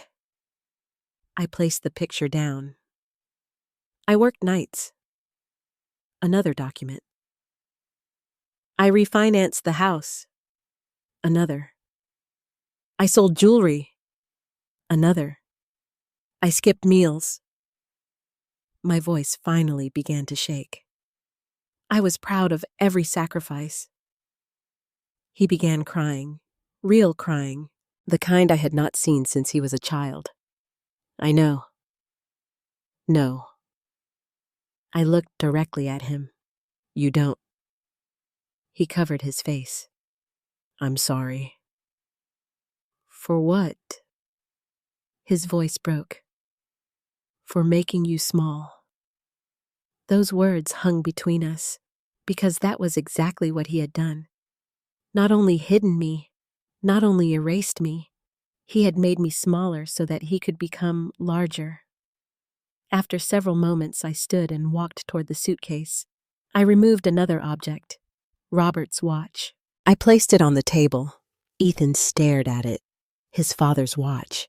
The same watch he had given me on our 10th anniversary. The same watch Robert wore every day until the accident. I wanted to give this to you tonight. His hands shook. I can't. Why? Because Dad would be ashamed. I felt tears in my eyes. No. He looked up. He wouldn't. He should. I shook my head. Your father would be heartbroken. I sat beside him. But he would still love you. He began crying harder, because perhaps that was what he feared most. Not losing his job, not losing the promotion, losing the love of people who had already given him everything. After a long silence, he finally spoke. There's something else. I looked at him. He wiped his eyes. I wasn't ashamed because you were poor. I waited. He took a deep breath. I was ashamed because I remembered how helpless I felt. The room became quiet again. He continued, watching you work, watching you cry after Dad died, watching you struggle. His voice cracked. I promised myself I would never feel that way again. I slowly understood. He had not erased me because I was weak. He erased me because he remembered his own weakness, the frightened boy, the grieving son, the child who could not save his father, the child who could not help his mother. And instead of healing those wounds, he had buried them, along with me. I reached over and took his hand, the first time I had touched him all evening. I understand. He looked shocked. You do? I nodded. I understand why. He began crying again. But understanding isn't the same as accepting. He lowered his eyes. I know. I love you. His face collapsed. But I cannot pretend this didn't happen. He nodded slowly. I know. Outside the hotel window, the city lights continued to shine. Inside the room, two people sat beside each other. A mother, a son, separated by years of silence, united by pain. And for the first time in a very long time, neither of us was hiding anymore. I did not sleep that night. After Ethan left my hotel room sometime after midnight, I sat alone beside the window and watched Chicago until sunrise. The city never seemed to rest. Lights remained on in office buildings. Cars continued moving through the streets. People walked along sidewalks carrying lives I would never know. Somewhere inside those thousands of windows were people celebrating success. Others were grieving. Some were falling in love. Others were saying goodbye. And in one small hotel room, a mother was trying to understand her son. The conversation we had shared still echoed inside me. I was ashamed because I remembered how helpless I felt. Those words would not leave me. For years, I had believed Ethan was ashamed of me. My clothes, my age, my small town, my work. But perhaps what frightened him most was not me. It was the boy he had once been. The boy who had watched his father die. The boy who had seen his mother come home exhausted from night shifts. The boy who had learned too early that life could take everything. Around 7 o'clock that morning, someone knocked on my door. I assumed it was room service. When I opened it, Ethan stood there. He looked terrible. His tie was gone. His shirt was wrinkled. He had not slept either. I brought coffee. For a moment, neither of us moved. Then I stepped aside. He entered quietly. The room smelled of rain. The weather outside had changed overnight. Gray clouds covered the city. He handed me a cup. Still cream and 2 sugars. I looked at him. You remembered. He smiled sadly. I remember everything. We sat near the window. For several minutes, we simply drank coffee. No accusations, no explanations, only silence. Finally, Ethan spoke. There are things I never told you. I looked at him. I'm listening? He stared at his cup. During my first year at college, I had a roommate named Kevin. He smiled bitterly. His father owned 3 car dealerships. I remained quiet. One weekend, he asked where I lived. He laughed softly. I showed him pictures. He swallowed. He made jokes. What kind of jokes? He hesitated. He asked if people rode tractors to school. My heart hurt. He asked if my mother churned butter.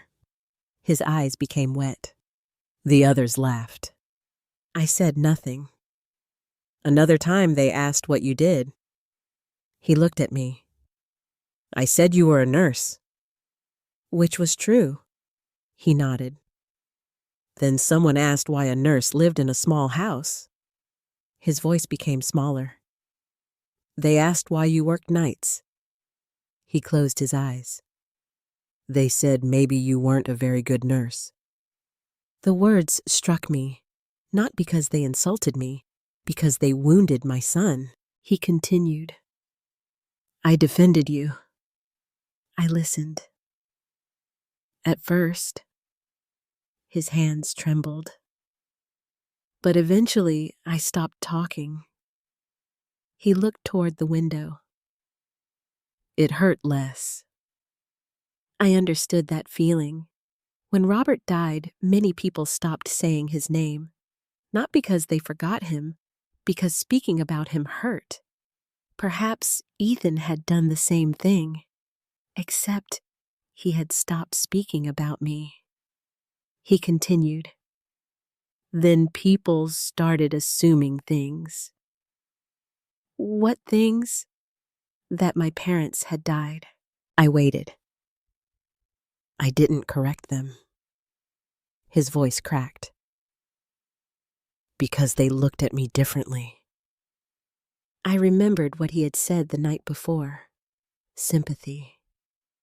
People admired survivors. They respected hardship. But apparently, only certain kinds of hardship. Not a mother working 3 jobs. Not poverty. Not sacrifice. Only tragedy that could fit inside comfortable stories. I became the orphan. He laughed quietly. The self-made kid. The boy who had nobody. His eyes filled with tears. And the more successful I became, the harder it became to tell the truth. I finally spoke. So you chose your career? He shook his head immediately. No. What did you choose? His answer came very softly. I chose not to feel ashamed. The room became silent again, because shame is complicated.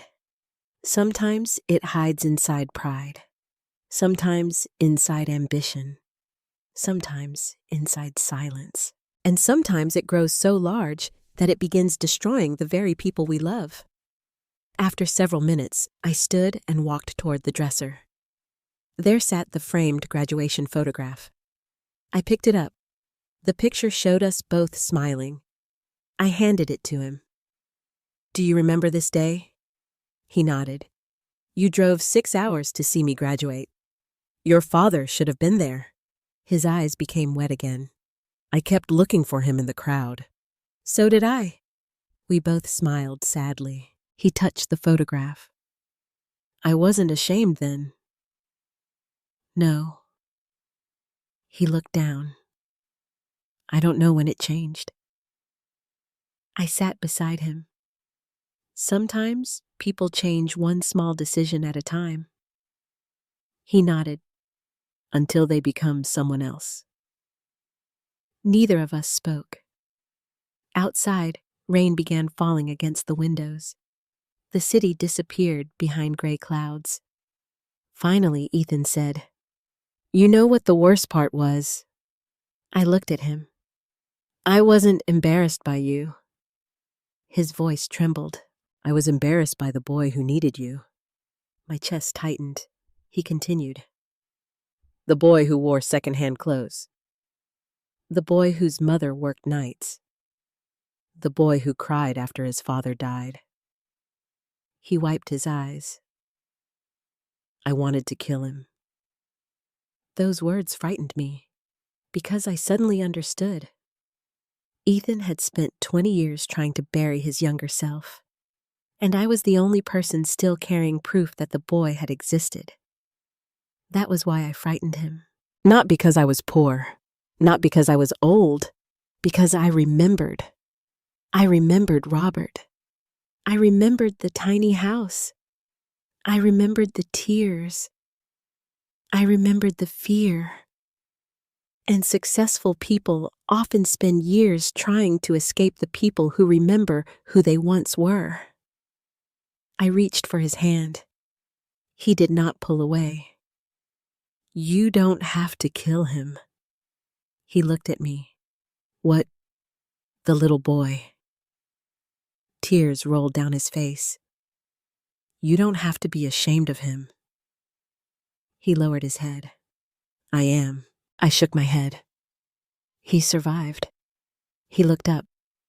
He lost his father. My voice became softer. He watched his mother struggle. I squeezed his hand. And he still became successful. More tears. He deserved compassion. He could not speak. After several moments, he finally whispered, "Can you forgive me?" The question hung between us. Because forgiveness is not simple. It is not automatic, and it is not free.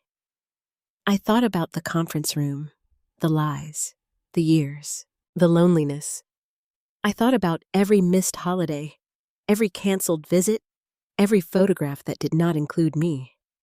Then I looked at my son, not the executive, not the employee, not the man standing before his boss, just my child.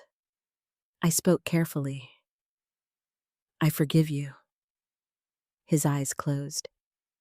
"But forgiveness doesn't mean pretending this never happened." He nodded. "I know. You hurt me. I know. You erased me." Tears continued falling. "I know." I took a deep breath. "And I will never again allow anyone, even my own son, to make me feel small." He nodded again. "I understand." That was the moment something changed. Not complete healing, not yet, but truth. And truth is often the first step toward healing. A few minutes later, his phone rang. He looked at the screen. "Charles." I raised my eyebrows. "Aren't you going to answer?" He hesitated. "I don't know." I smiled softly. "Maybe it's time to stop hiding." He looked at me for several seconds. Then he answered. And neither of us knew that before the day ended, Ethan would make the most difficult decision of his entire life. Ethan held the phone in his hand for several seconds before answering. I could hear Charles's voice faintly through the speaker. "Ethan?" My son swallowed. "Yes, sir." There was a pause. "I'd like to meet with you." Ethan looked at me. "When?" "This morning." My son closed his eyes briefly. "All right." Charles's voice softened. "Bring your mother if she's willing." Ethan looked surprised. "So does she." The call ended. For several moments, neither of us spoke. Outside, the rain had stopped. The city slowly began waking. Traffic filled the streets below. Morning light entered the hotel room. Ethan finally looked at me. "You don't have to come." I folded my hands. "Do you want me there?" His answer came immediately. "Yes." The word sounded unfamiliar coming from him, not because he had never needed me, because he had forgotten how to ask. 2 hours later, we entered Charles Bennett's office. The company headquarters looked different during daylight. Employees walked through the lobby carrying coffee. Elevators opened and closed. Conversations filled the hallways. Several people recognized Ethan. Some nodded politely. Others looked uncomfortable. Nobody knew what to say. Charles's assistant greeted us warmly. "Mr. Bennett is waiting." The office overlooked the Chicago skyline. Floor-to-ceiling windows filled the room with light. But what caught my attention was not the view. It was the photograph sitting on Charles's desk. An old photograph. Robert, me, a younger Charles, and 13-year-old Ethan standing beside our kitchen table. I stopped walking. "Oh my goodness," Charles smiled. "I found it years ago." I picked up the frame carefully. The edges had faded. Robert was laughing. Ethan was missing 2 teeth. I looked younger. Charles wore Robert's old jacket. "When was this taken?" He smiled. "The morning after your husband fixed my car." I looked at him. "You kept this for 25 years. My eyes filled with tears. Meanwhile, Ethan stared at the picture. Perhaps he had forgotten it existed. Perhaps he had forgotten that someone else remembered the boy he once was. Charles invited us to sit. No assistants, no executives, no board members. Only 3 people connected by the same story. He looked at Ethan. "How are you?" My son laughed quietly. "I don't know." Charles nodded. "Fair answer." He folded his hands. "The board met this morning." Ethan's face tightened. Charles continued. "They asked whether we should terminate your employment." The words hung heavily in the room. I felt my heart sink. Ethan lowered his eyes. "I understand." Charles shook his head. "No." My son looked up. "No." The board was divided. Silence. Some believe dishonesty disqualifies leadership. He paused. Others believe people deserve opportunities to change. I looked toward Ethan. He said nothing. Charles continued. "I asked a simple question." "What question?" Ethan asked quietly. Charles looked directly at him. "Who would Robert Richardson want his son to become?" My son's eyes immediately filled. No one had spoken his father's name in years, at least not in his professional life. Charles's voice softened. "Not who would impress people." He paused. "Who would make his father proud?" The office became silent. Ethan could not speak. Neither could I. Charles stood and walked toward the windows. "When I met your parents, I was a failure." He smiled faintly. "I had money problems. Business problems. I was terrified." He looked back at Ethan. "Your father never asked whether I deserved help." He looked at me. "Your mother never asked whether I would succeed." He returned to his chair. "They simply helped me stand." He leaned forward. "I intend to do the same for you." Ethan looked shocked. "You do?" Charles nodded. "But not by protecting you." He opened a folder. "The promotion remains postponed." My son nodded. "The award remains postponed." Another nod. "But your employment continues." Ethan closed his eyes. Relief flooded his face. However, Charles continued. "You have work to do." "What kind?" Charles looked directly at him. "The real kind." My son frowned. Charles opened another document. "The company sponsors financial literacy programs throughout Illinois and Ohio." I listened carefully. "We help struggling families." "We mentor first-generation college students." "We provide scholarships."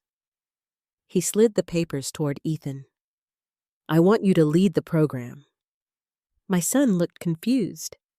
"Why?" Charles smiled gently. "Because you've spent years running from where you came from." He paused. "It's time to return." The room became quiet. Ethan looked at the papers.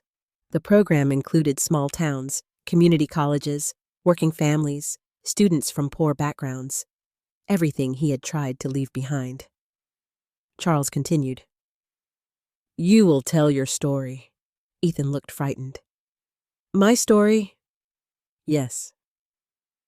"The real one?" Silence. "The boy from Ohio?" "The nurse's son." "The child who lost his father." Charles's voice softened. "The boy who survived." Tears rolled down Ethan's face, because perhaps this was harder than losing the promotion. Being seen, being known, being honest. He finally whispered, "I don't know if I can." Charles smiled. "I know you can." Then he looked toward me. "Your mother already did." For several moments, nobody spoke. Finally, Ethan turned toward me. His voice shook. "Would you come with me?" I looked at him. "Where?" "To Ohio." I smiled slightly. "I already live there." For the first time in 2 days, he laughed. A real laugh. Small. Fragile. But real. Charles walked toward his desk. He picked up the framed photograph. Then he handed it to Ethan. "I think this belongs to you." My son stared at it. His younger self smiled from the picture. His father stood proudly beside him. His mother stood with one hand on his shoulder. He began crying again.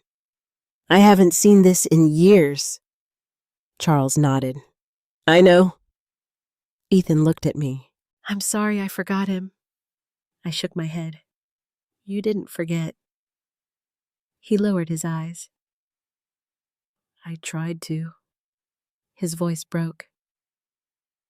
"Because it hurt." I reached over and touched his hand. "So stop carrying it alone."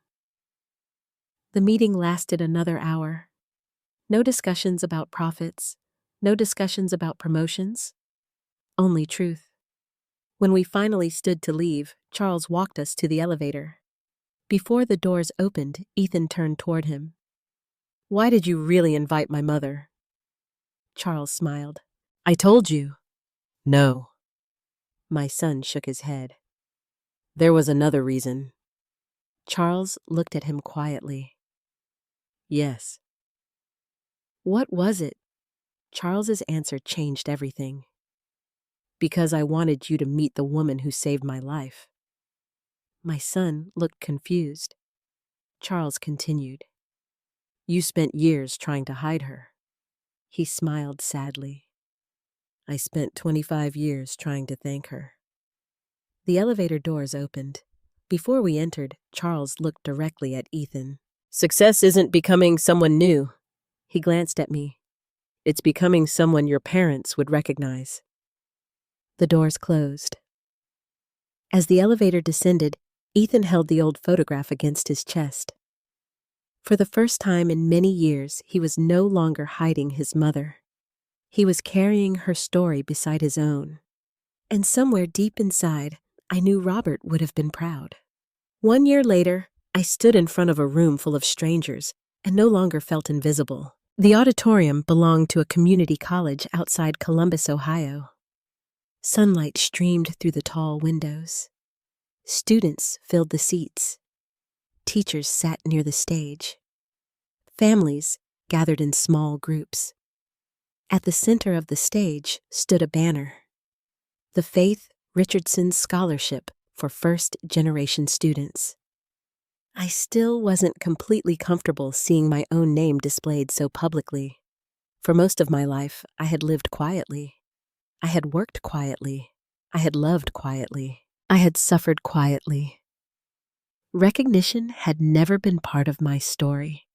Yet, there I was, at 69 years old, standing beside a scholarship that existed because one man had remembered a small act of kindness, and one son had finally learned to tell the truth.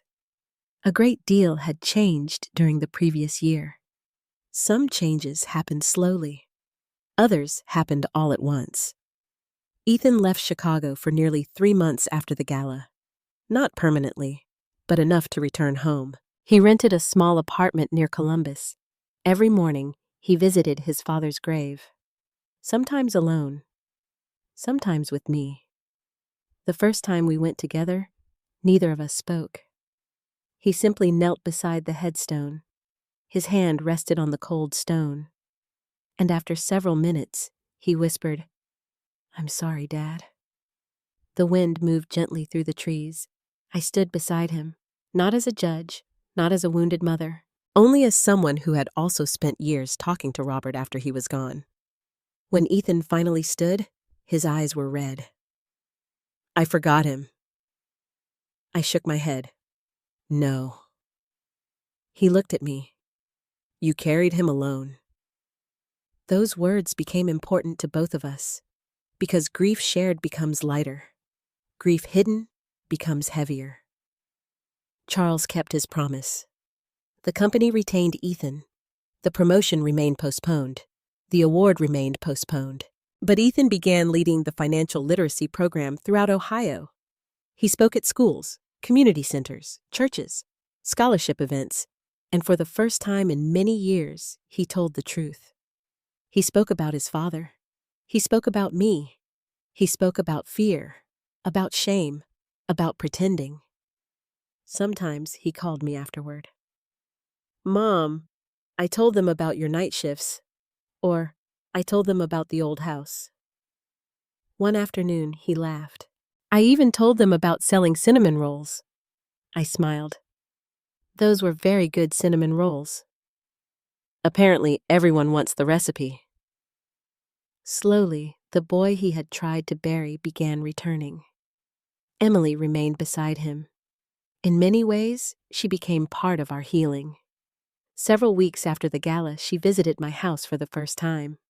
She stood in my kitchen, looking at old photographs. "He has your eyes," she said. I smiled. "He has his father's stubbornness." She laughed. "He definitely has that." At one point, she became very quiet. "I'm sorry I didn't know about you." I touched her hand. "Now you do." She nodded. "And I'm very grateful." Over time, Ethan also rebuilt relationships at work. Not everyone immediately trusted him. Some people remained disappointed. Others remained cautious. But Charles had been right. Leadership is not only about success, it is about what happens after failure. Several months later, Ethan received an invitation to speak at the company's annual conference. Not as an executive, not as an award recipient, but as a speaker. His topic was simple: the cost of hiding who you are. When he called to ask whether I would attend, I laughed. "Are you sure?" His answer came immediately. "I want everyone to meet my mother." Those words healed something inside me. Not completely. Some wounds leave scars, but scars are different from open wounds. At the conference, he stood on stage and told the truth. He spoke about Robert. He spoke about grief. He spoke about poverty. He spoke about shame. And then he looked directly at me. "My mother spent years teaching me that hard work matters." His voice shook. "But it took me far too long to understand that dignity matters even more." The room stood and applauded. This time, he was standing beside me, not hiding me, not protecting himself from me, standing with me. Several months later, Charles and Linda visited our home in Ohio. Charles walked through the old house slowly. The same kitchen, the same porch, the same road where his car had broken down 25 years earlier. He stopped beside Robert's photograph. "I wish he could see all of this." I smiled. "Maybe he can." Charles nodded quietly. Then he handed me a folder. Inside were scholarship documents.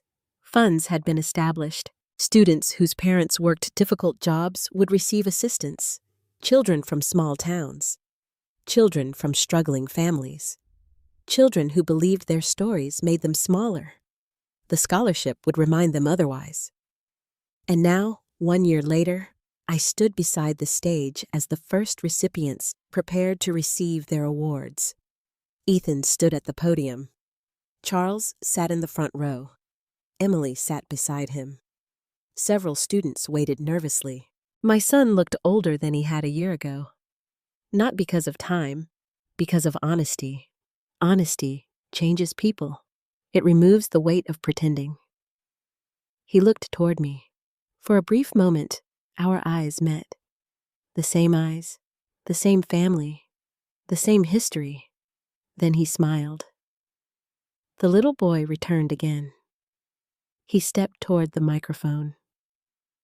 "When I was younger, I believed success meant becoming someone different." The room became quiet. I believed I had to leave my past behind. He looked toward me. "I was wrong." His voice trembled. the strongest people I have ever known, never hid who they were. He pointed gently toward me. My mother taught me that. I felt tears in my eyes. He continued. Faith Richardson spent her life helping other people. He smiled. She just didn't know the world was watching. The audience applauded. Students stood. Parents cried. And for the first time in my entire life, I understood something. Being invisible does not mean you have no value.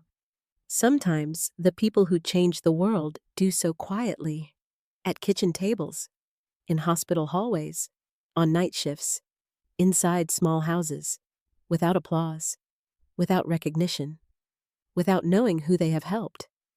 After the ceremony ended, Ethan walked toward me. The crowd surrounded us. Students wanted photographs. Parents wanted conversations. Charles smiled from across the room. Ethan held out his arm. Mom? I looked at him. Yes. He smiled. Would you let me introduce you? Tears filled my eyes. After everything, after all the years, after all the hiding, after all the pain, my son finally said the words I had waited so long to hear. This is my mother, Faith Richardson. And this time, he said it with pride. C-T-A. After everything that happened, I learned that success means very little if it costs us the people who loved us before we had anything.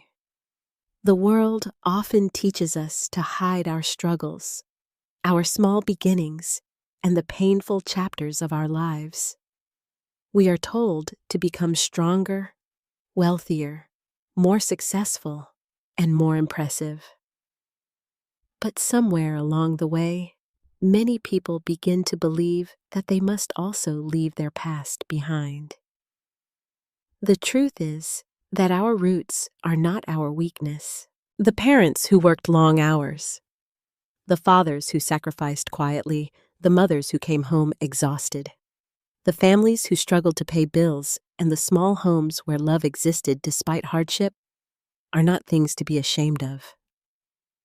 They are the reason we survive difficult seasons and become the people we are today. Faith spent her entire life giving without expecting recognition.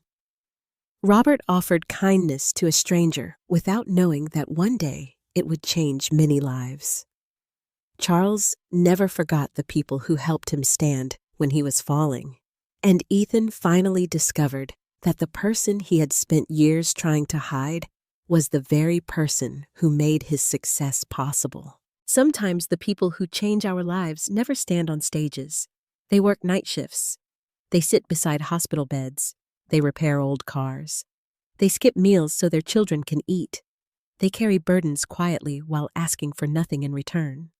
This story reminds us that love should never be hidden, gratitude should never be delayed, and no amount of success is worth losing our identity. If you still have a parent who loves you, call them. If someone sacrificed for you, thank them. And if you have spent years feeling ashamed of where you came from, remember this: your story is not your burden. It is your strength. Before you leave, I would truly love to hear your thoughts. Have you ever felt embarrassed by your past? Or have you ever been hurt by someone you loved? Please share your story in the comments, because your experience may help someone else feel less alone. And if this story touched your heart, please subscribe to the channel, like this video, and join us for more stories about family forgiveness, healing, and second chances. No matter where you're watching from, please tell us your city and the current time where you are. Thank you for spending this journey with us. Han, TTKCHBN.